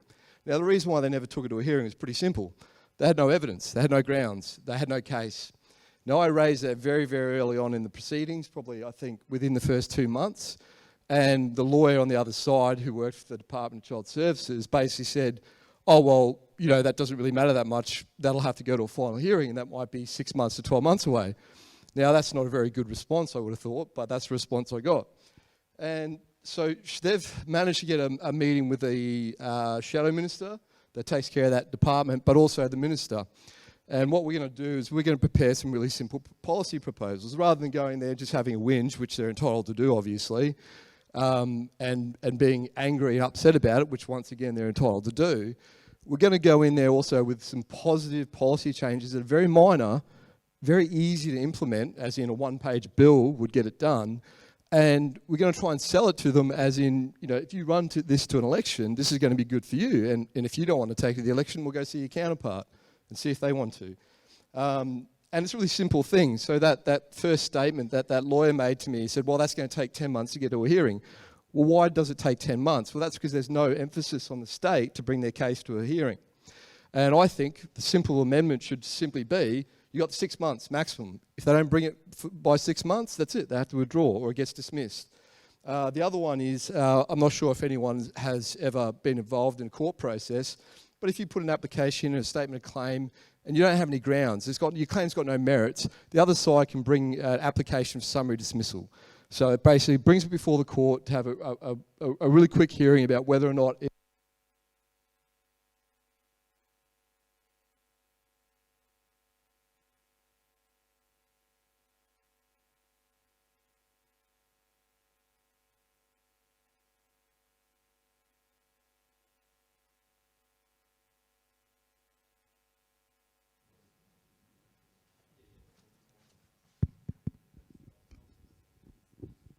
yeah, so okay, I think, yeah, that's working. All right, so the last thing I'm going to basically say is I went to court and I said to the magistrate, oh, look, if we can't get some movement here, I'm going to have to put an application for summary dismissal in. And I was told, this is a WA jurisdiction, I was told, well, there's no such thing in this jurisdiction. Now, there is in every other jurisdiction and every other court proceeding, but not this one. So that's something that can be done on a one-page amending bill, get that changed. And that mother, instead of 10 months of uncertainty and 10 months of suffering, would have at least known that, hey, in 6 months my nightmare comes to an end, or alternatively, we could have got that dismissed in 2 months. And so it's these tiny little changes that if you ever go through something like this, if you put forward those tiny little changes and go and tell your employees, as in MPs, because they're employees, they actually work for us, if you go and tell your employees on how to do a better job, just maybe, every now and then, not always, but every now and then, they might just do it. And that's... What, sorry? Yeah, well, I'll come over and talk to you because it's the same issue in this state as well, mate, so I'll come over and talk to you. There you go. See, it's not that hard to get a meeting. Ladies and gentlemen, give it up for Gareth Rogers from Reignite Legal. He's one of the good guys. Go up and talk to him if you've got legal issues. We're going to go for a 15-minute intermission, stretch your legs, grab a drink, do what you need to do, and the show will continue very soon. Ladies and gentlemen, you've been a fantastic audience. Go and have some fun. Thank you.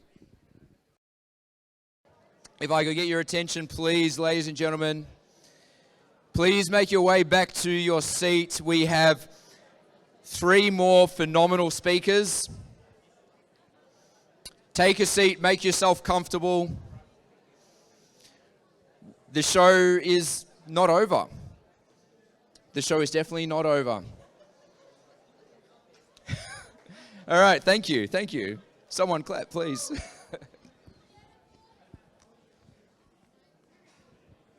All right, ladies and gentlemen, I am kicking off the show once again. Thank you very much for your patience. You've been a wonderful, wonderful audience.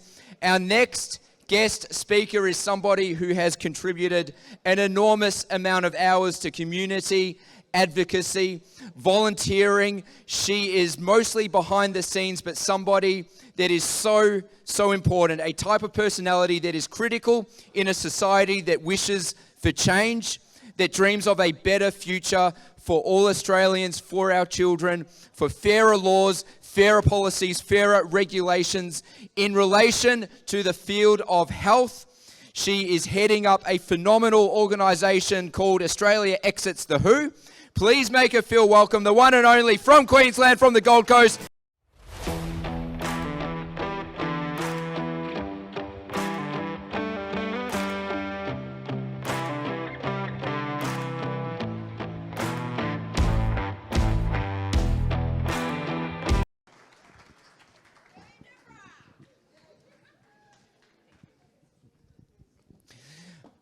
All right, Deborah, thank you so much for being here tonight. First and foremost, we're very happy to have you here. Now, I'm just going to get stuck straight into this. You have dedicated an enormous amount of hours to working on Australia Exits the WHO. This is the lane that you've chosen to go down 100% without looking back. Why have you decided to make such a tremendous dedication of your time to this cause? So I looked at what the World Health Organization is doing, and to me it's a huge building block. So when Australia exits the World Health Organization, Here. it's taking out a whole lot of other things as well. So for me, I would rather spend my time working on getting rid of a big brick that's going to get the wall to tumble down than to fiddle about at the edges fighting all the little bits of legislation that are coming through, because a lot of the legislation that's coming through is because of the 17 Sustainable Development Goals, which are being rolled out through the UN and the World Health Organization. Thank you. Such an important cause. And by the way, do we all think that Australia should exit the World Health Organization? Do we want that? And this shows that you truly do have your finger on the pulse of the people. And we need people in our communities to rise up, to take charge of these critical causes. Now, could you please tell us a little bit about your experience so far undertaking this incredible initiative? What, if anything, has surprised you? Okay, what surprised? So I started, I had an RN approached me late last year and said, look, you really need to speak to this guy called James Rodowski. And as many of you will know, I stood for the Senate last year, and I've done a lot of other things inside the freedom movement, and I was exhausted. And I had planned to go away for 2 weeks at Christmas, and I basically said to her, look, talk to me in January. So she contacted me on the 3rd of January and got me to speak to James Radusky, and that's really how Australia Exits the WHO was born in Australia. I don't know that anything surprised me per se. I certainly didn't expect it to be an easy journey. I certainly didn't think it would be over in 5 minutes flat. I've been heartened by the amount of support that we've got from, particularly within the movement. It's a little trickier getting that message outside the movement. Yeah, I don't know that I've been surprised about anything in particular. I'm heartened that we are starting to have conversations with current existing federal politicians, and that even though they may not be speaking out and talking to you, we're getting from and a very small number of them, but there are more people within the current political system that are listening to us, that are empathetic to what we have to say, than we can currently see. That gives me hope. And up until a couple of months ago, I didn't know that. So that's been, I guess that's been a bit of a surprise, because it's been pretty much like bashing your head against a big brick wall.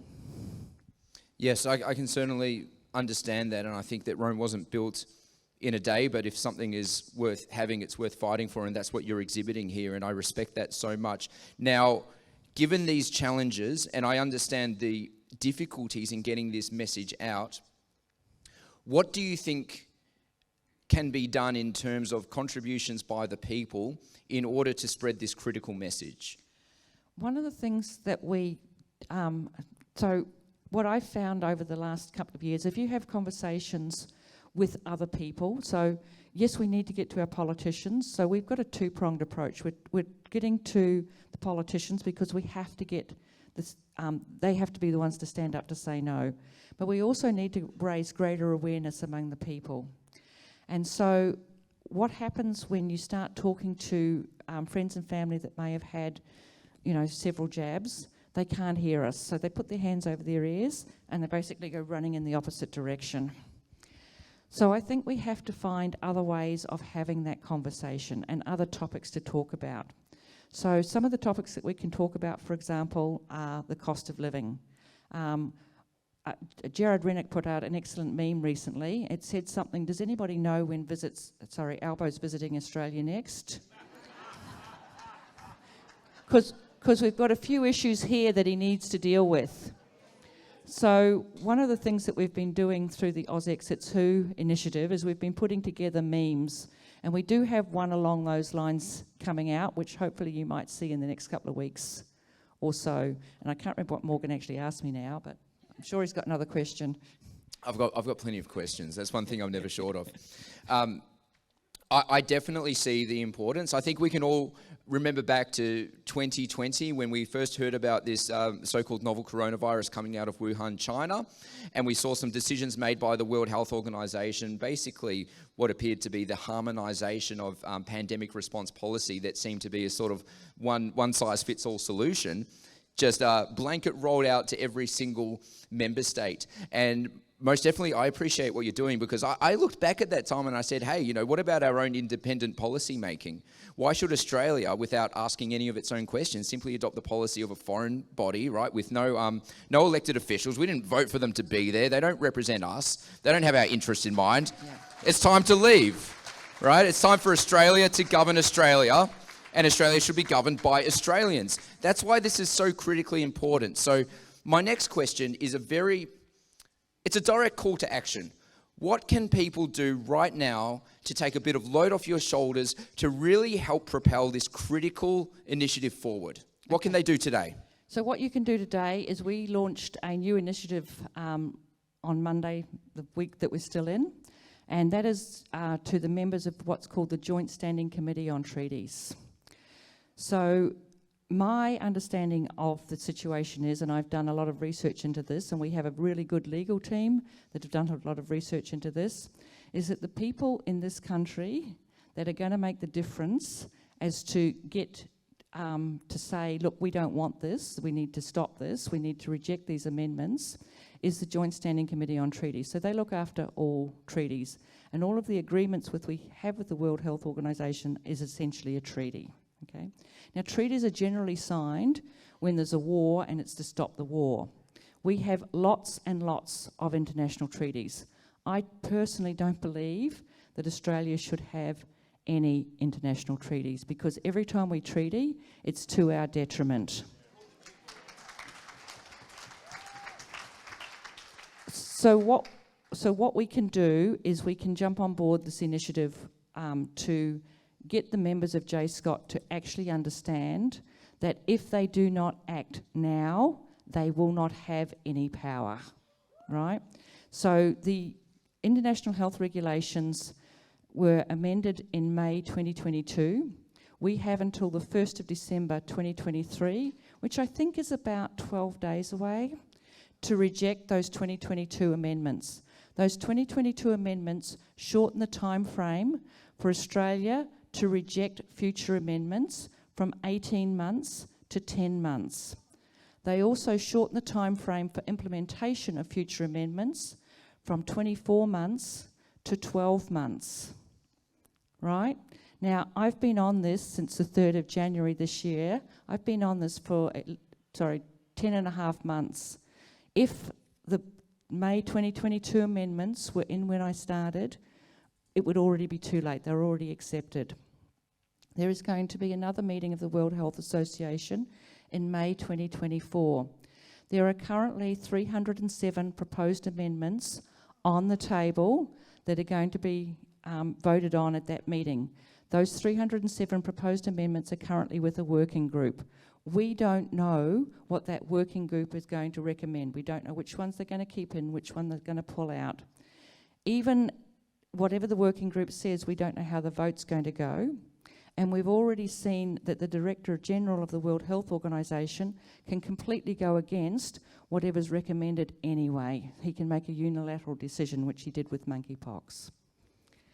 So I believe it's really important that we get our politicians to understand if they don't reject those 2024 amendments when they're passed, and we have until March 2025 to do that, we are going to have to implement them. So we have 10 months to reject and 12 months to implement. 10 of those 12 months to implement are in that first period of time. So in May 2025, if we don't reject them, we've got them here, and it's going to be harder for us to get out of them. Now, some of the things on that 307 amendments, and Morgan just alluded to it a minute ago, is that the World Health Organization will move from being an advisory body to one making legally binding proclamations. Now, we already saw, so Australia had a pandemic plan, right? It said that masks don't work. It said that isolation wasn't the answer. We didn't follow that. The World Health Organization was making suggestions, and we followed it to the letter. So what are our chances if they're making legally binding proclamations? And that's why I'm so passionate that this has to be rejected. These 2024 amendments have to be rejected. Now, the working group is supposed to report in January 2024, 4 months prior to the May 2024 meeting, on those 307 amendments that they've been looking at. They have already told us that they are not going to have that ready. So there's supposed to be 4 months that we can discuss whatever their report is. We're not going to get to see it.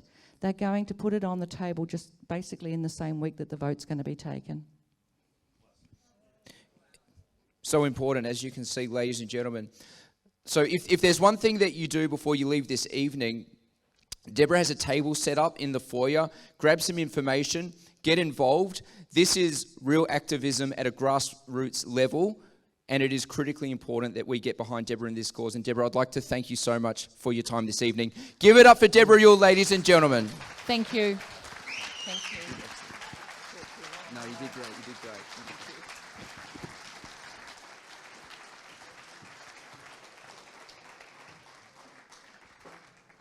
All right, ladies and gentlemen, the next guest was going to be the phenomenal Craig Kelly, who unfortunately couldn't make it tonight. Some last-minute unforeseen circumstances. I know we love Craig, and I just want to say a few words about Craig. If we think back to, say, 2020, and the world has just been made aware of this so-called novel coronavirus, and there's a lot of confusion in the community, there's a lot of fear, and we look to our elected officials and we see and hear mostly crickets, right? Then we look to the federal parliament in the lower house and we see a representative from the seat of Hughes being a lone voice asking questions, being shouted down, being intimidated by his colleagues. His message became so widespread that his social media grew bigger than any other elected official in the country at the time. Even more so than the Prime Minister, exactly right. In fact, it was the Prime Minister at the time, Scott Morrison, that pulled Craig into his office and said, Craig, these posts that you're making, you need to cut it out. Stop talking about ivermectin. Stop talking about the flaws in our pandemic response policy. And you know what Craig Kelly did? He said, stuff you, I'm going to tell the truth because that's what the people need.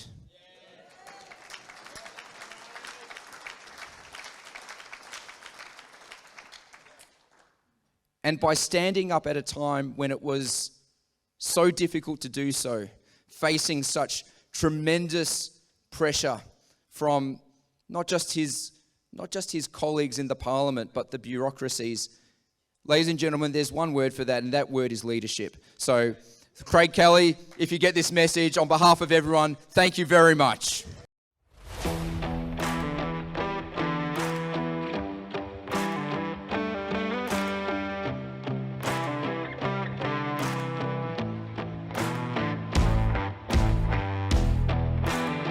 Song. I love that song. Anyway, ladies and gentlemen, the next guest I have dragged all the way up from Victoria. That's right. He has become a household name in independent media, capturing the hearts and minds of so many Australians and people from around the world. The courage this man has demonstrated to get out there on the street to show the real truth behind what is going on in our societies is something to the likes of which most people have never seen before. Please make him feel very welcome, my friend, Rukshan Fernando.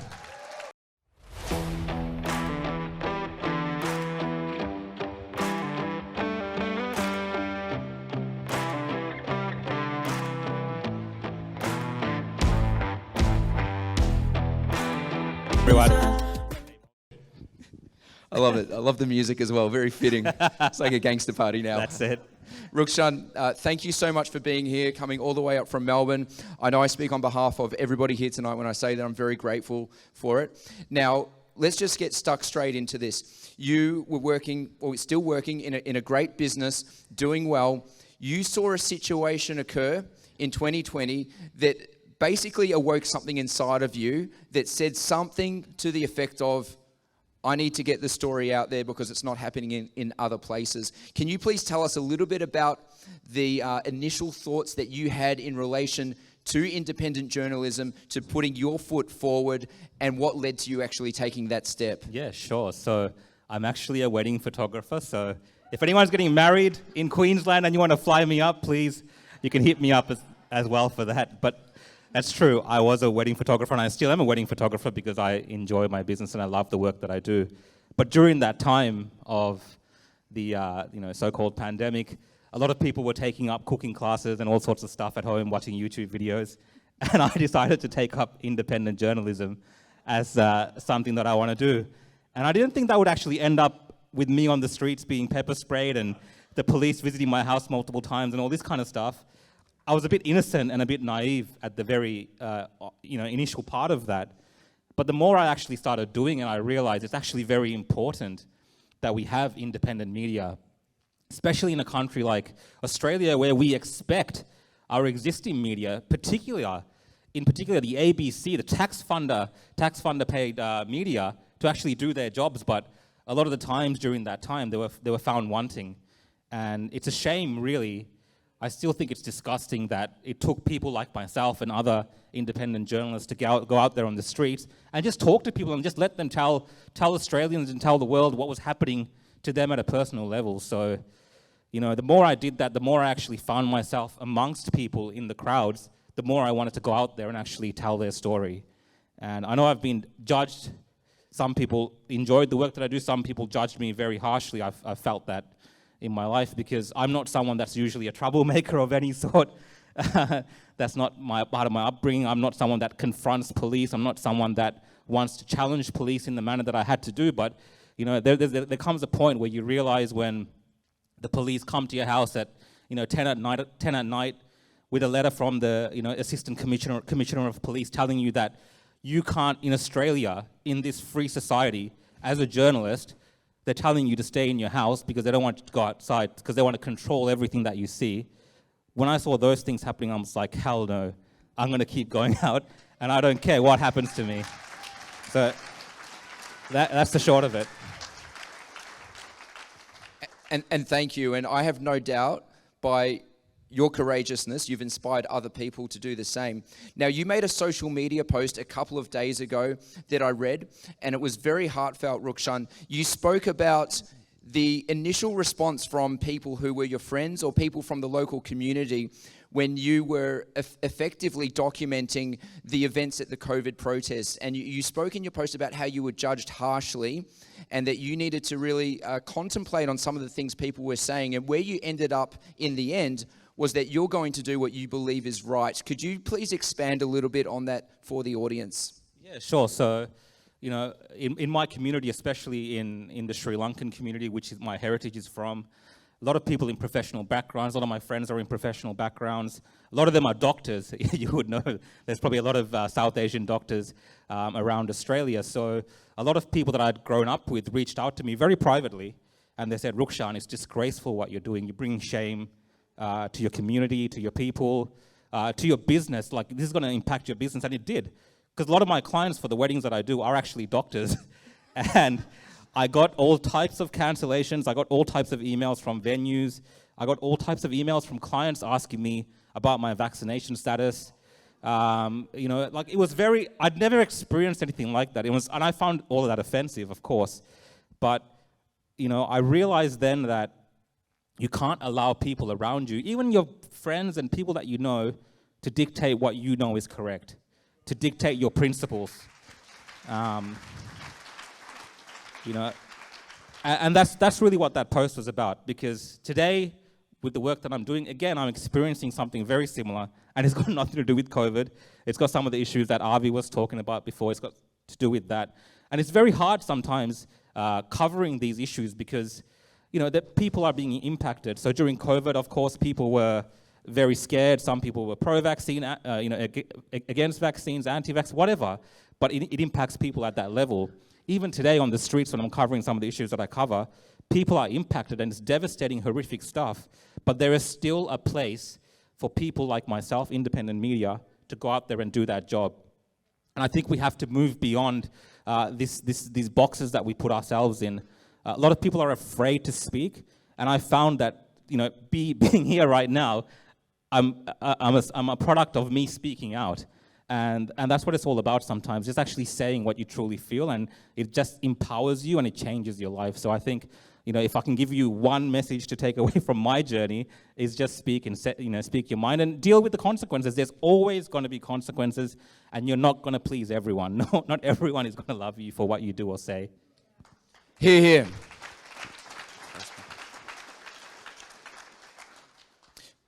Since your venture into independent journalism, what are some of the lessons you've learned along the way? I think the biggest lesson I learned is when I started covering the pandemic protests, I was very neutral. I on purpose attempted to be unbiased and not really share my opinion and just let the camera speak for itself, let people speak for themselves. But throughout time, especially last couple of months with the Voice to Parliament, all this kind of stuff, I realized that we have an activist media class. The mainstream media is full of activists. The ABC is full of activists. Whether you like it or not, they're using all their equipment, all the reach that they have, all of that, plus their activism in a very sophisticated manner to tell people in this country how to think and how to vote and all these type of things that they're doing. They're doing that. So, unfortunately, I've also had to become an activist, independent media of some sorts. And I'm very open about my views. For instance, with The Voice, I was very open about it. And I think, we don't give credit to the lot of independent media that did a lot of hard work during The Voice in the background to challenge some of these mainstream narratives. There was a lot of work done on the ground by independent media to actually challenge some of these things, like whether it's 1 page or 18 pages, whatever it was, because besides maybe Sky News in this instance, a lot of the actual mainstream media was, they didn't want to cover this at all. So there is a place for that, and unfortunately, I think it takes opinions and a bit of activism sometimes to challenge this, because that is what they're doing. And we have limited resources.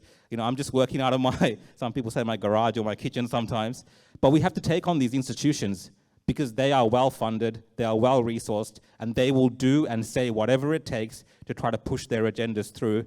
And unfortunately, we have to sometimes play their game as well. I agree with that.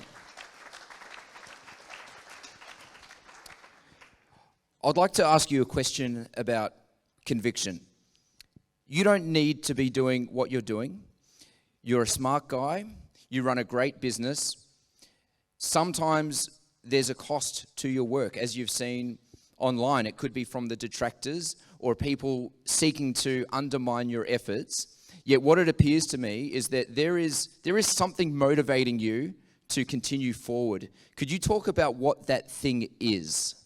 Sure. My greatest motivation is my country, Australia. Hear, hear.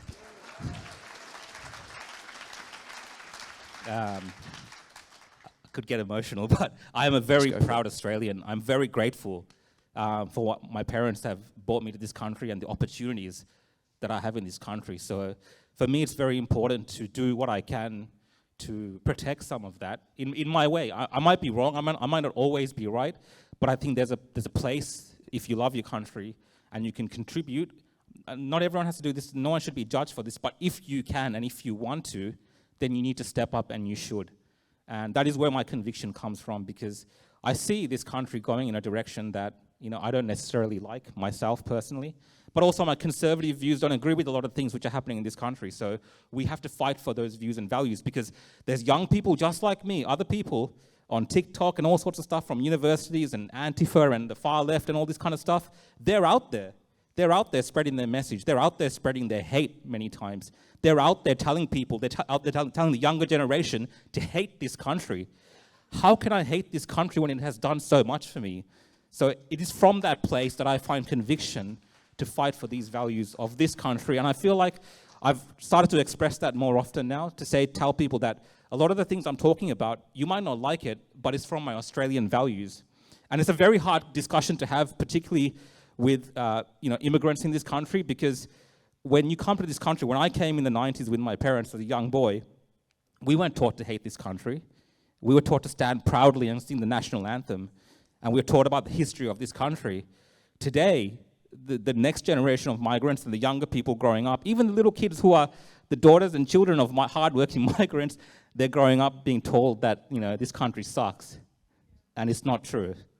It's not true, and we have to fight that narrative. And if the little things that I do might even just change one outcome for one thing, I think that's important, and that's where I get my conviction, and that's why I do what I do. I love that.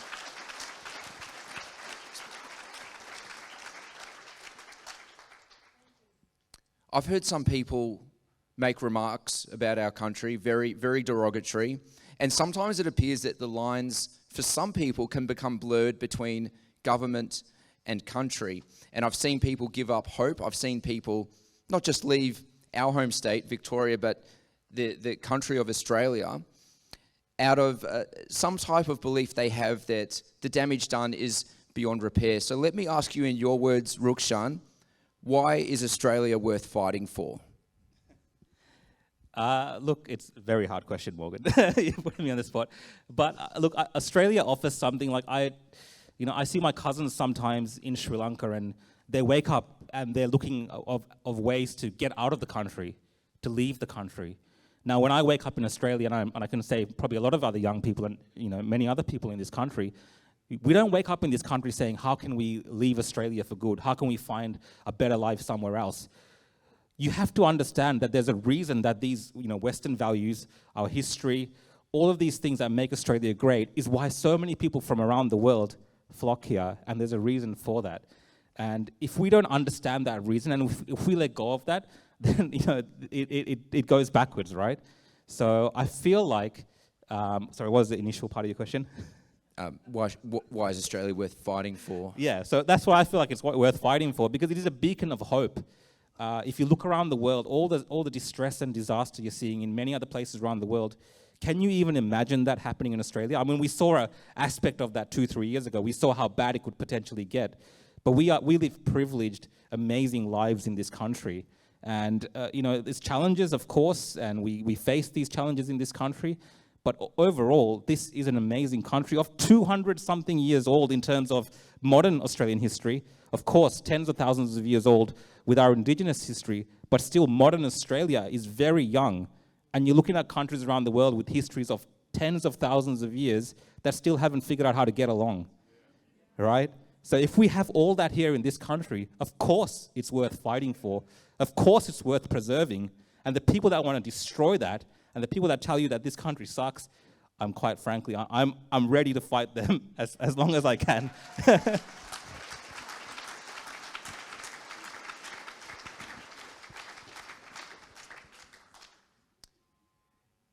Any final thoughts, feelings, remarks before we wrap it up? Just anything you want to leave the audience with?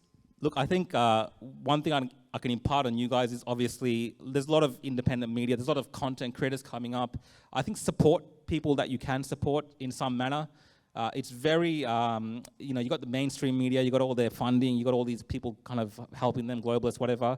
But there is a space, I think, in this country for independent media. And it might not be me, it might not be Morgan, it might be the future generations that come after that. But I think it's very important to get behind it because you're seeing in countries like the US and the UK that this new alternative independent media is having a massive impact on changing the dynamics of politics. And here, you're seeing it a little bit here, but it's not quite there yet because there is such a massive mainstream, a hold by the mainstream media. So if we can, as individuals, change that, and it might not be through funding or donations, whatever, none of that, just by following people, sharing their work, and also understanding that people you follow, they're not always going to say on every single topic that you listen to them on, you're not going to agree with them on everything, but understand their character and understand where they're coming from. And, if anything, I'm always open about my views. And I think if people are willing to be open about their views as creators and you're watching them, just respect them for that. And get behind them, follow them.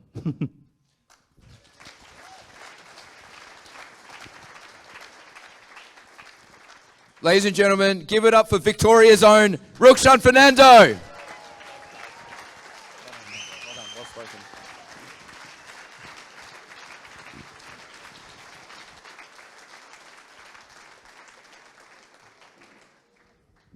Awesome stuff. Are we feeling inspired? We're feeling pretty good? All right, good. And that's the whole purpose of this evening. Courage and strength. A good friend of mine, somebody I respect very much, a very, very accomplished detective actually, he said to me, the biggest thing that holds people back a lot of the time is overthinking. Right? Overthinking can be a killer. So his message to me, which I'd like to leave with you, is sometimes you just have to think less and do more. Take action. Stop thinking about all the potential outcomes. I'm not saying to act in haste. I encourage people to be measured and considered when taking action. But there also comes to a point where you can talk yourself out of doing things. Australia is worth fighting for. Australia needs the help of good, regular men and women. And the only way we're going to get our country to a position that we consider suitable, reasonable, and plentiful for future generations is for regular Australians to get involved in politics, get involved in the bureaucracies, join the institutions. They're not going anywhere. Many of the drivers behind the wheel of these institutions, they're not fit for purpose. They're there to feather their own nests. I know that some of you probably have some strong views about the average type of characters, and you'd say, well, I'd never want to work for the Department of Health, or I'd never want to run for Parliament. Well, if not you, then who? If not you, then somebody who's seeking to line their pocket at the expense of you and every great man and woman who sacrificed to build this country to what it is today. So this is the absolute point of this evening. Whatever you're doing, Senator Babette said it so well, do more, please. Australia is worth fighting for. Never forget that.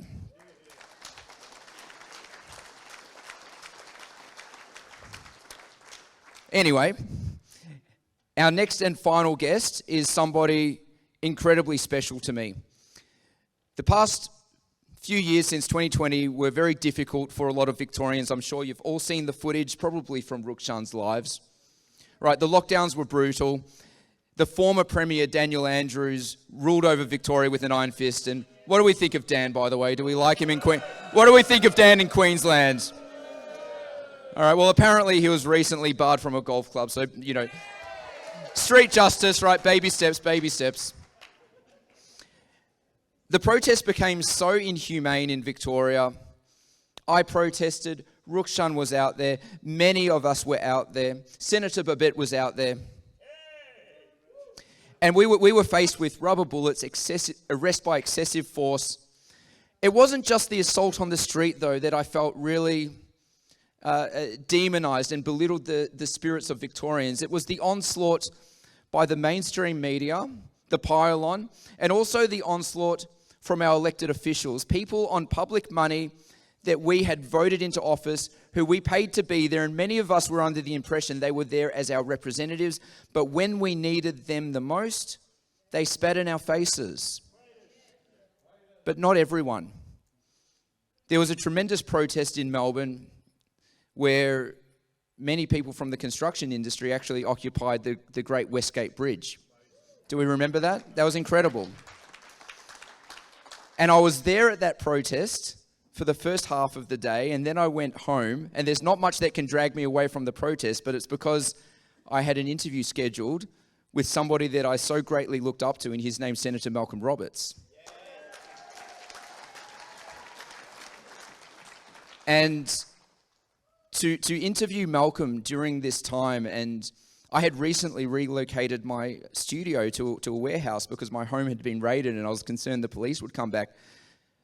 For Malcolm to express support as a sitting senator for the people of Victoria, and not just support but admiration for those who had hit the streets to stand up to their rights, there's no way that I can actually put into words how much that meant to me and how much I know that meant to so many Victorians.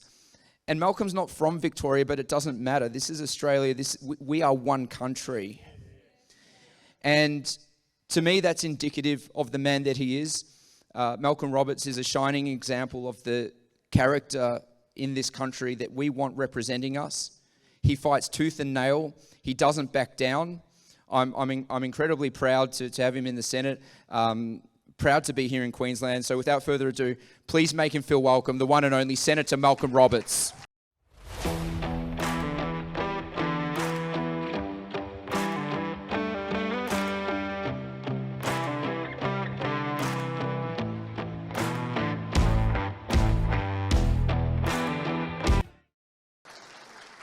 Thank you, sir.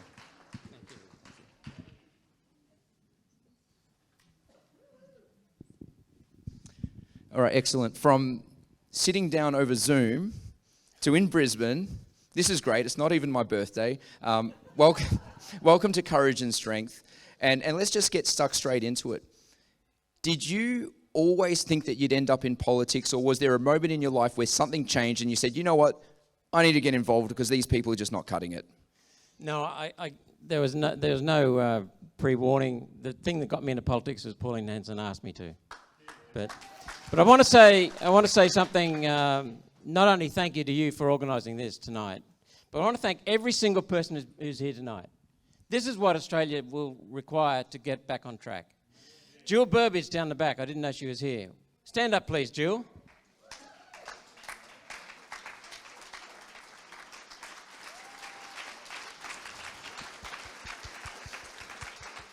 Jill runs the Conservative Forum here in Queensland. She puts politicians under accountability, and she's a wonderful, wonderful talent. Then we've got Janine just across the table from from her from up in the northern suburbs. We've got Lockie. Can you stand up, please, Lockie? Where are you from, Mackay? There he is. Give it up for Lockie. So he's come down from Mackay, and you're only a young fella, but he's wanting to get involved in politics.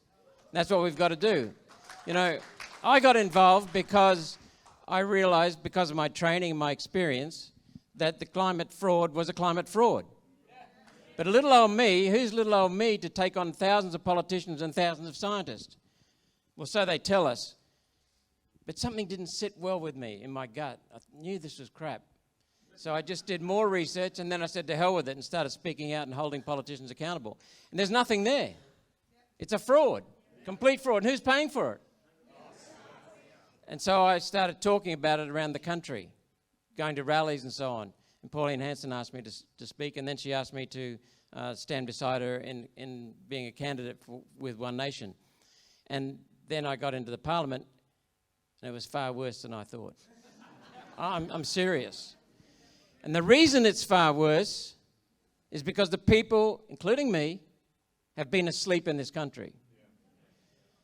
This country is the only country in the world in which the Constitution was voted on by the people. Did you know that? Very few people know that. It's the only country. Who is the only people that can change the Constitution? Who are the people that elect the government? We are. Who's in charge? We were. We need to get back to being in charge. So I really sincerely thank you, because this is being involved in politics, what you're doing right now. So go back, please, and tell other people what's happening. Thank you so much for putting so many people together, Morgan. And, you know, normally there's a convention with politicians. We say, I want to acknowledge Senator Babette and Steve Dixon and Steve Andrew and all the other politicians. Bullshit. It's the people of Australia who we're working for. I want to acknowledge you. Thank you.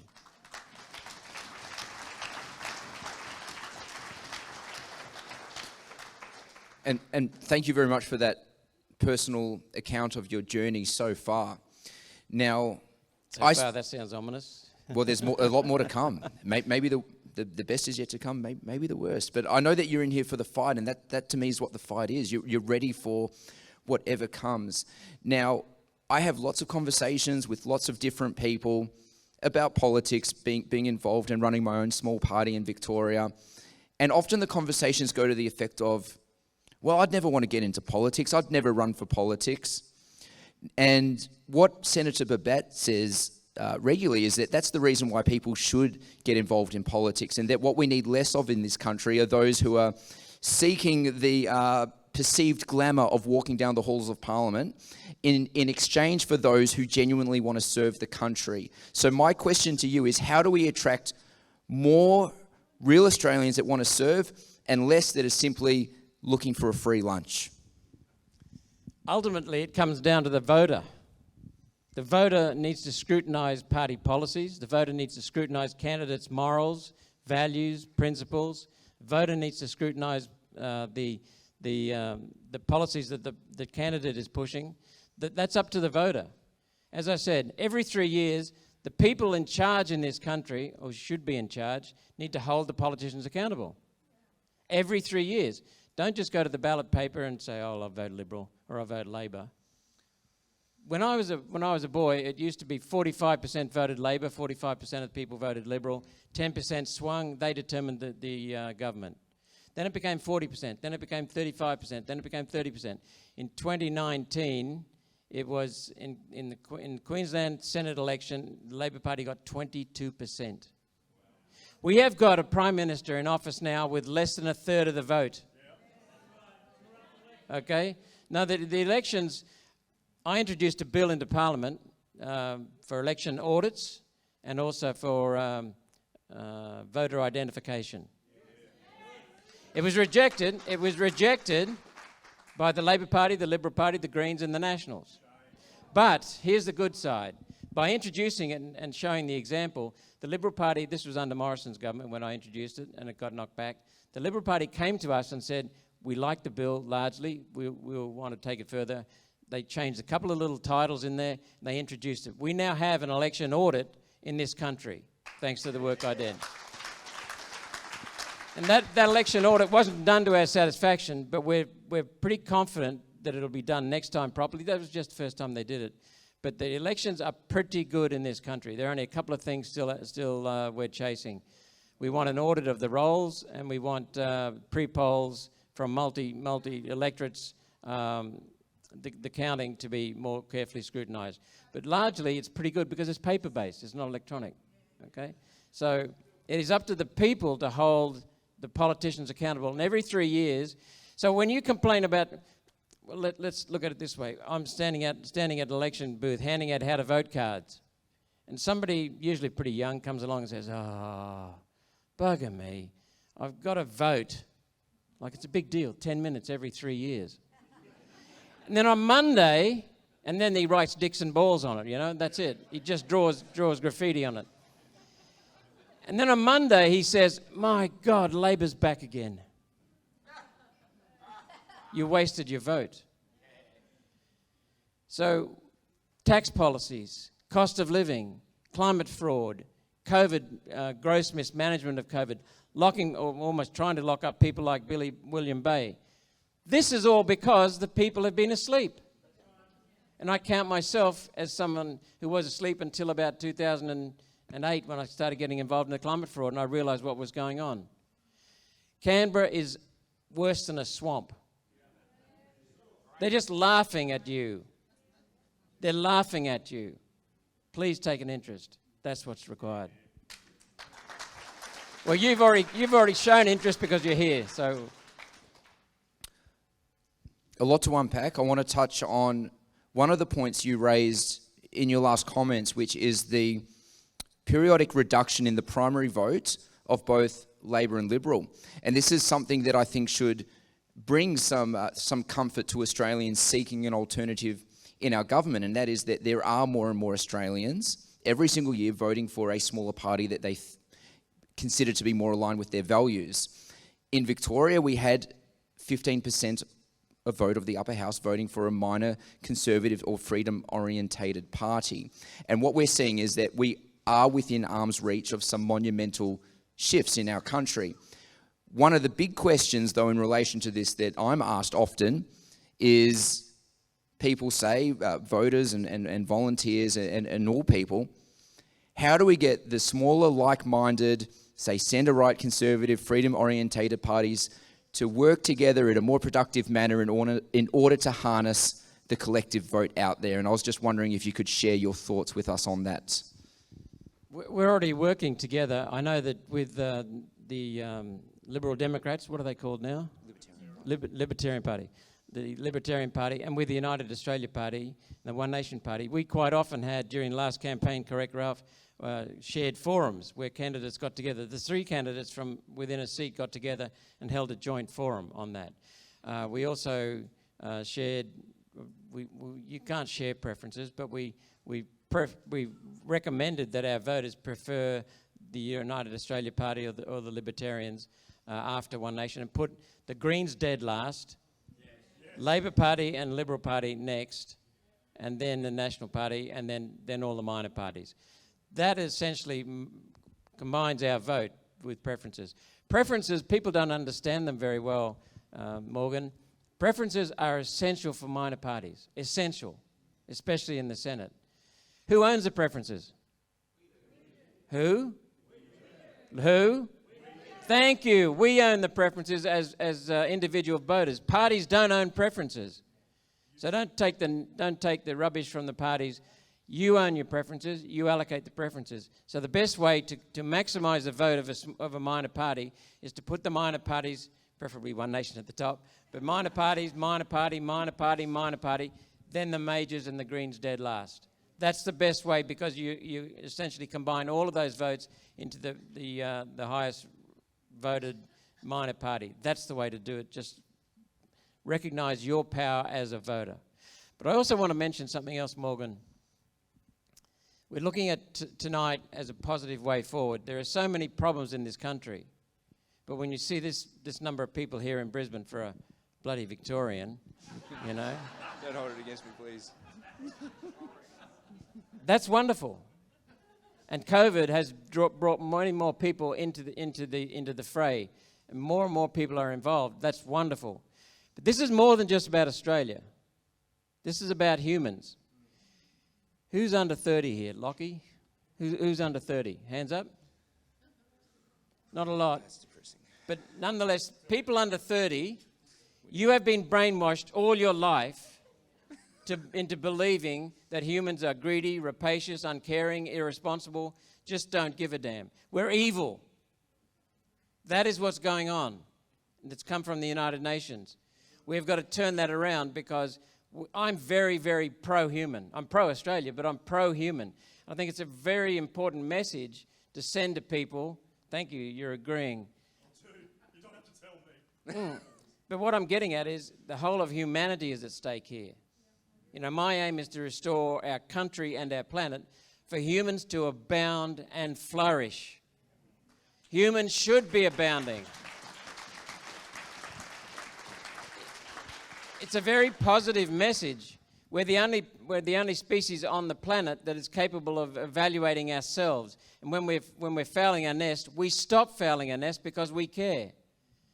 Not one of us in this room would be here if someone hadn't cared. We pop out, that's the only time I was the same height as Morgan, we pop out, you know, of a mother about so long. And Morgan grew faster than I did, but anyway. But the point is, you know, a mare drops a foal, and within 30 minutes it's jerking around, and next thing it's cantering around the paddock. A dog, the same. Humans, helpless, totally helpless for a couple of years. Still can't look after themselves until about 10 and survive. Some can't look after themselves when they're 70. but and we make them premiers and prime ministers. But the thing is, no one is in this room who has not been cared for. And the care mightn't have been perfect. But humans, the abiding quality of humans is love and care. And we need to remember that all the time because we are fed crap day in, day out as to how bad we are and how evil we are.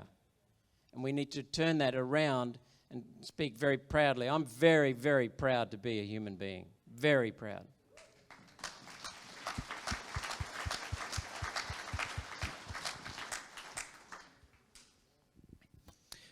You've inspired a lot of people.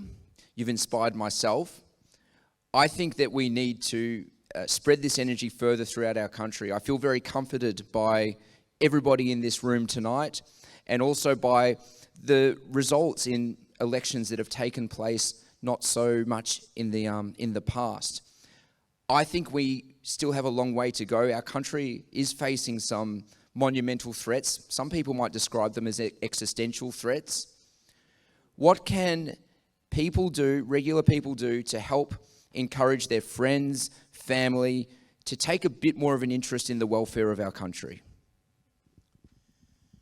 I'll tell you a story about, I did a course called Outward Bound. Anyone familiar with Outward Bound? It's a 23-day course, I think, from memory. Pretty daunting. And we get split up into groups of 6. It's basically teaching survival training and then where you go and apply the skills. And it was started in Wales. You would know that.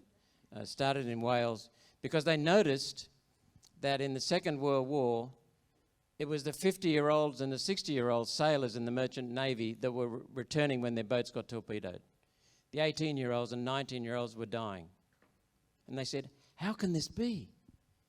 The 18 and 19-year-olds are fit and strong and they've got their whole lives to look forward to. But it's the older. And they said there's something about the maturing of a human that adds resilience to them. And we know what that is.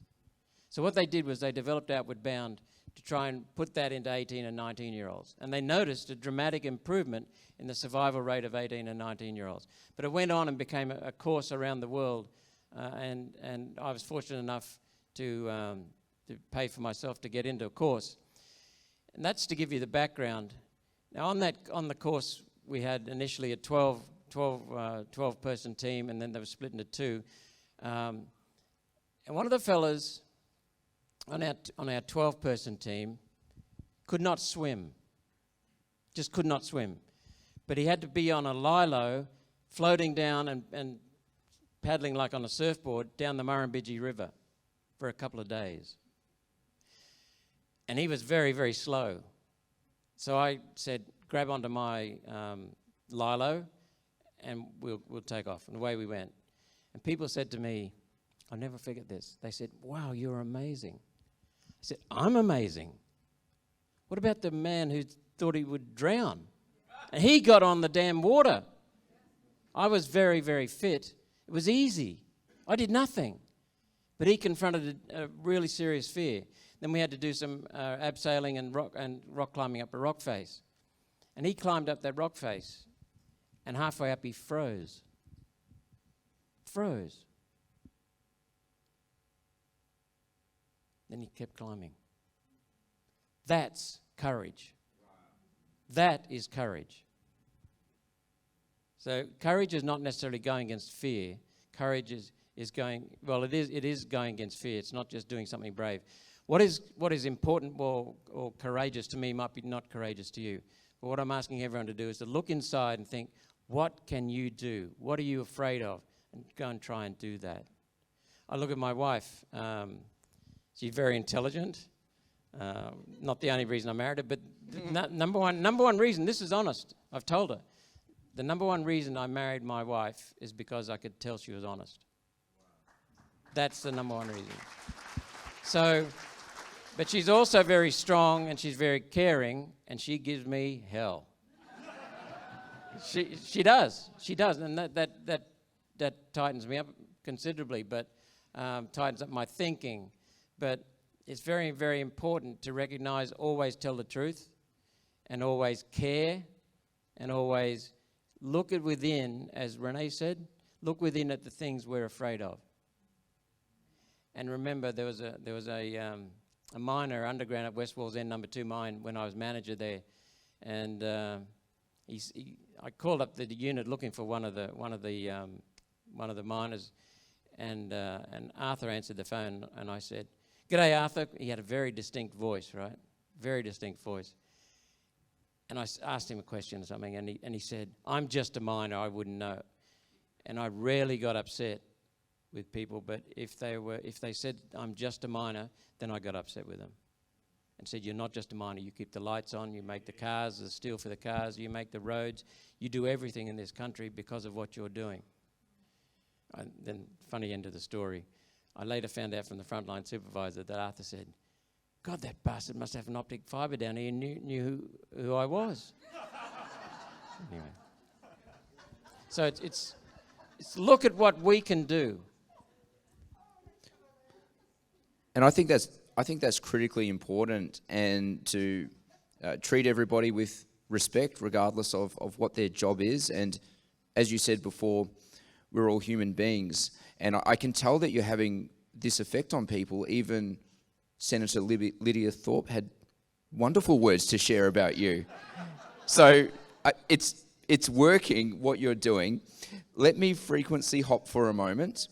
Can I just answer that? Sure.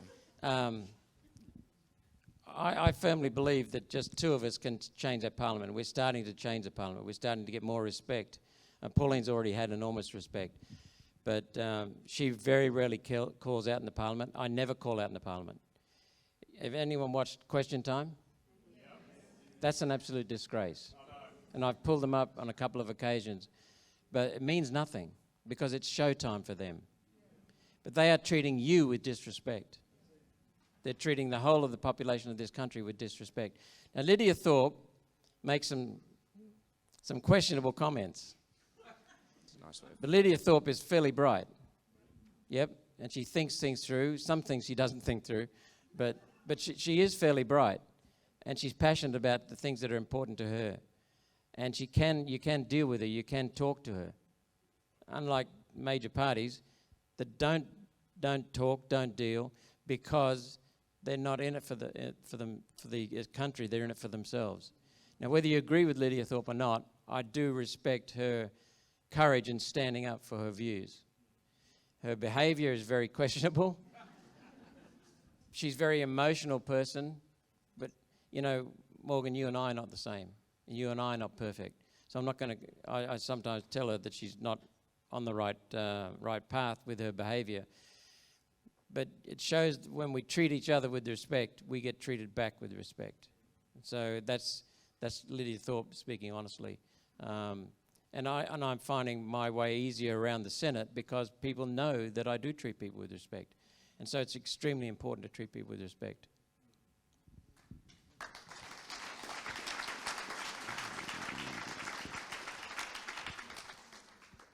Thank you for sharing that. I commend you on your remarks. Really simple question. Short and simple like me? Oh, I don't think anyone would accuse you of that. Lots of them say I'm short. It's not very kind. What's wrong with you being short? got me off guard there, Senator. You don't need to be in the Senate. You don't need to be in there throwing punches, but you are. What is it that keeps you motivated? Why do you keep going back? Why not just throw it all in? When I get hold of something, I never let it go. And Pauline's the same.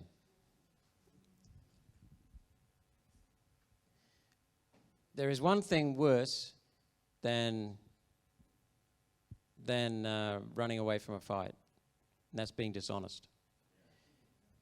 And the worst person that I can be dishonest to is Malcolm Roberts. So if I know there's something to be said, it has to be said. Sometimes I'm nervous. Pauline, she doesn't like fighting, believe it or not. She does not like fighting. She is good at it, but if you watch her starting to launch into something, she's nervous. Her voice is high. She's stressed.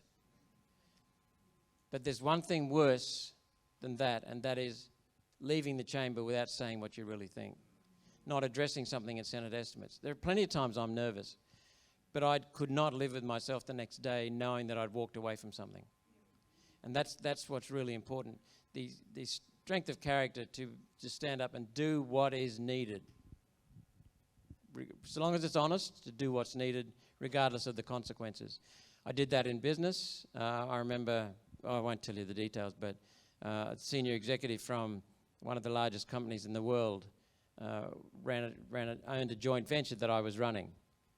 And he asked me a question deliberately to try and get me to back down. I said, "No, Tony, you're wrong."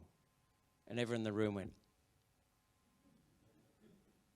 And I knew I didn't have too much longer in that company. But I could not have lived with myself if I hadn't told him, "No, Tony, you're wrong." He was not expecting that. Everyone else bowed under. And when you bow under, you might as well throw it in anyway. So if it's going to be a fight we get a fight. But most of the time, I don't like the word fight because it's a matter of working things through. It's a matter of persisting. So it's not really fighting. It's campaigning. It's working. Does that make sense? How would you recommend people get over fears? In my opinion, fear itself is usually probably not something tangible, but it's a tremendous barrier to what could otherwise be a potential great mover and shaker for change. And we want positive change in Australia. If you were addressing such people, let's say you saw potential in a group of people, but you knew there was something holding certain individuals back, how would you help them to get rid of those chains? My wife's been through some things that are quite fearful. She had breast cancer, mastectomy, recurrence after a few years. So she's had the fear, and I hope she doesn't mind me saying this, but she's inherently fearful of things as well. And so are many people in this room. So am I at times. But I think we need to go back and understand where those fears came from. And my wife's been doing that, and I've been doing that. And it's a very courageous thing to do. I've got a lot of respect for my wife's courage, because she doesn't hang back from anything, I can tell you. So when we were born, we started a journey to develop. And we go through planes of development. Maria Montessori, anyone heard of her? The world's, in my opinion, she's dead now. She died in the 50s, I think. But she, in my opinion, had by far the biggest body of knowledge of human development and human behavior ever. Science is just starting to find out what she saw. Meticulous Italian doctor, first female doctor in Italy in the late 19th century. And she studied these people, studied the development, and we go through planes of development. So for the first from birth to 3, we go through physical development. Then from 3 to 6, we ingrain it. If you watch children, you'll see this happening. And from 6 to 9, we start developing cognitive skills.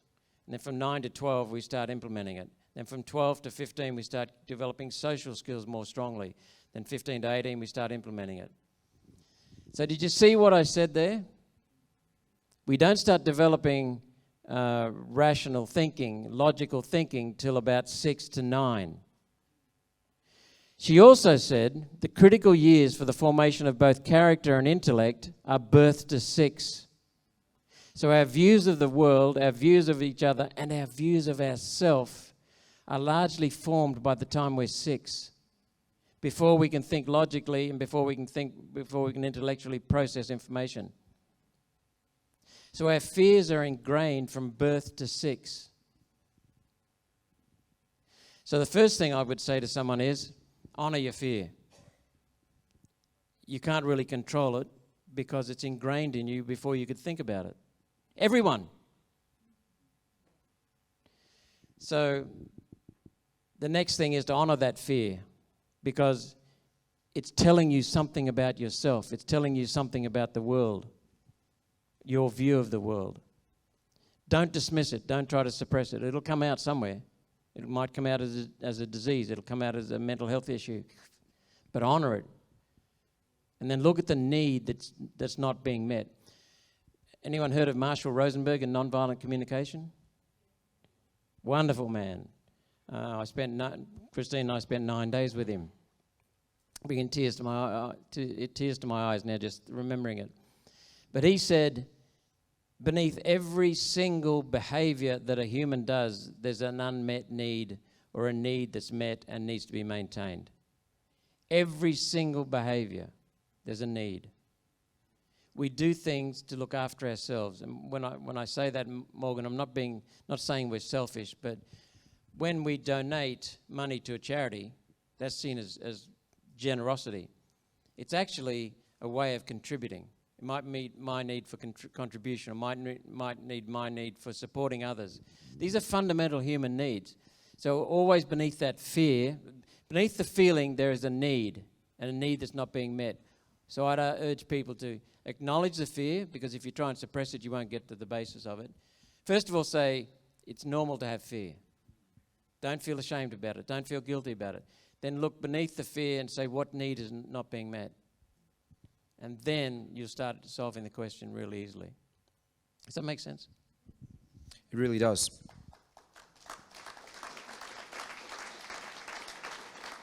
And it's not easy, is it, Chris? In your opinion, what things in life are most precious and worth defending and fighting for, no matter the cost, even if the cost is your own life? What are those things in the mind of Malcolm Roberts? I was working in Kentucky many years ago, and a very wise man. He was a he was self-made person, never been to university, but he knew more about underground mining engineering and roof control than anyone else that I'd met up until that time. And he said, there's only one thing you leave behind, your name. That's it. So that's meant a lot to me. When I graduated from the University of Queensland with an honours degree in engineering, mining engineering, I decided I better go and learn something. And I mean that sincerely, because I worked in the Christmas vacation underground. And so I worked for 3 years as an underground coalface miner at several different mines to get experience. And that taught me a hell of a lot. But it is very, very important. People's lives depend upon honesty. People's lives depend upon data. And one of the things that we're trying to get into Parliament... Who has a small business here? Not many people. Who works in a big business? A few more. I think we've got a few shy people here. But you and I know that businesses that don't make decisions based on data go under, correct? Sure. The number one problem in this country is that federal politicians and state politicians say to hell with the data.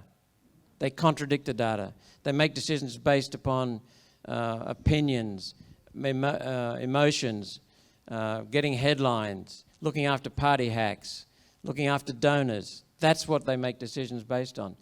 They quite often willingly contradict the data, or they're just so ignorant they don't want to get into the data. So I would say find the data, be honest. They're the things that are most important, because data kills. If you don't have the data, make a decision, you can kill people. COVID, look at that. They went against the data. They didn't have the data. They told lies about the data. And we've seen tens of thousands of people dead from a lethal injection. And still dying, correct. So they're the things that are really important. Thank you. And a message to the country to conclude the evening, a parting message for our audience and the people of Australia who very well may see this footage. Be very, very proud of being a human being. Take no notice of the Greens, many politicians in the Labor and Liberal Party, the globalist parasites that want to control us. Take no notice of them. Be very, very proud of being a human being. Be very, very proud of being Australian, and be very, very proud of being your family. That's probably one of the things I should have said. I've neglected my family at times, and that's fallen to my wife to do. So I thank her for that. But look after family. It's the most important thing, because it's the crucible for the future generation. It's the crucible of children. And the children, that's the song I picked to come in on. Another brick in the wall. Teacher, leave them kids alone. Give it up for Senator Malcolm Roberts, ladies and gentlemen. Beautifully spoken. Thank you so much.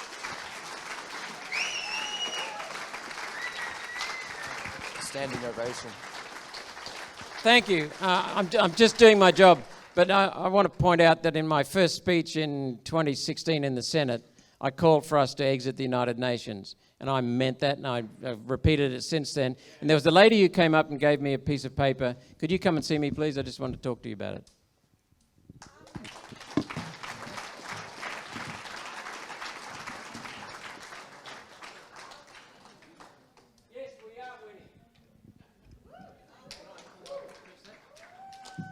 Say something? Yeah. Yep. Is that okay? A lady here said, "Are we winning?" Yes, we are winning. If you look at the United Nations, Pauline's been calling them out since 1996. I've been calling them out ever since I got in the Senate and beforehand. And the World Economic Forum, we've added that to the mob. The World Economic Forum put out a strategy page about 12 months, 18 months ago, and they said that, I can't remember the exact words, but something like this. There's an increasing amount of transphobia, redneckism, and whatever, homophobia, Islamophobia, and all the rest of it. They named one country, Australia. Yes. And they named one political party in the whole planet, One Nation. So they know that we have been calling them out, and they know that we're waking people up. Also, when Pauline and I introduced a bill or a motion about COVID, it was just Pauline and I. This is 18 months ago, 2 years ago. It was just Pauline and I. That was it. Next time, there were 5. Recently, I moved a motion, and it went through the Parliament because Albanese has squibbed on his promise for having a Royal Commission. And I moved a motion calling on sending a committee to an inquiry to a committee saying we want to develop the terms of reference for a COVID Royal Commission. It got through. It got through. So there was no one game to speak against it and no one game to be seen on a division, so they just let it through on the voices.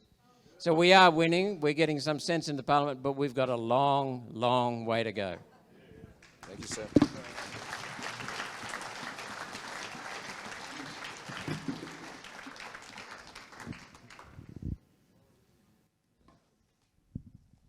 Alrighty, so I'm going to bring this evening to a close. Has everyone had a reasonable night? Been pretty good? Yeah? Yeah, so I just wanted to really first and foremost thank everybody for coming out, and a couple of people I really want to thank. If really just a couple of weeks ago, I was thinking of pulling the pin on this event because tickets just weren't really moving. I'm thinking, my goodness, this is going to be a disaster. And there was someone that motivated me a lot. She was a speaker this evening. It was Renee, and she said, no matter what, don't give up, do it no matter what. Yeah. And she said, go through with it. She said, you know what? If 40 people shows up, who cares? See it through. And I think that's an incredible lesson in life, that even when the odds look stacked against you, you think things aren't going your way. Just, there's an expression in combat sports, my former industry. All you do is just bite down on your mouth guard, tuck your chin, keep moving forward, keep throwing punches, because you know what? We'll get there in the end. Thank you. So a big thank you to Renee Eves. Just incredible to have a friend like that. A big thank you back in Melbourne to Simone Tomlinson. She has been instrumental in the organising of this event, an incredible Victorian. She's recovering from surgery right now. Can we make some noise for Simone? She's just such an incredible person.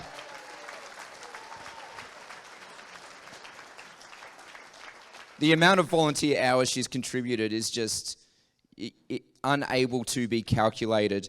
And my last show I did in Melbourne, there was one person I said, I'm not going to forget to thank, and I just slipped my mind. I can't believe I did that. So Simone, thanking you now. Apart from that, just want to thank my mum back home. Thanks, Mum. And the people of Queensland, thank you so much. Thank you.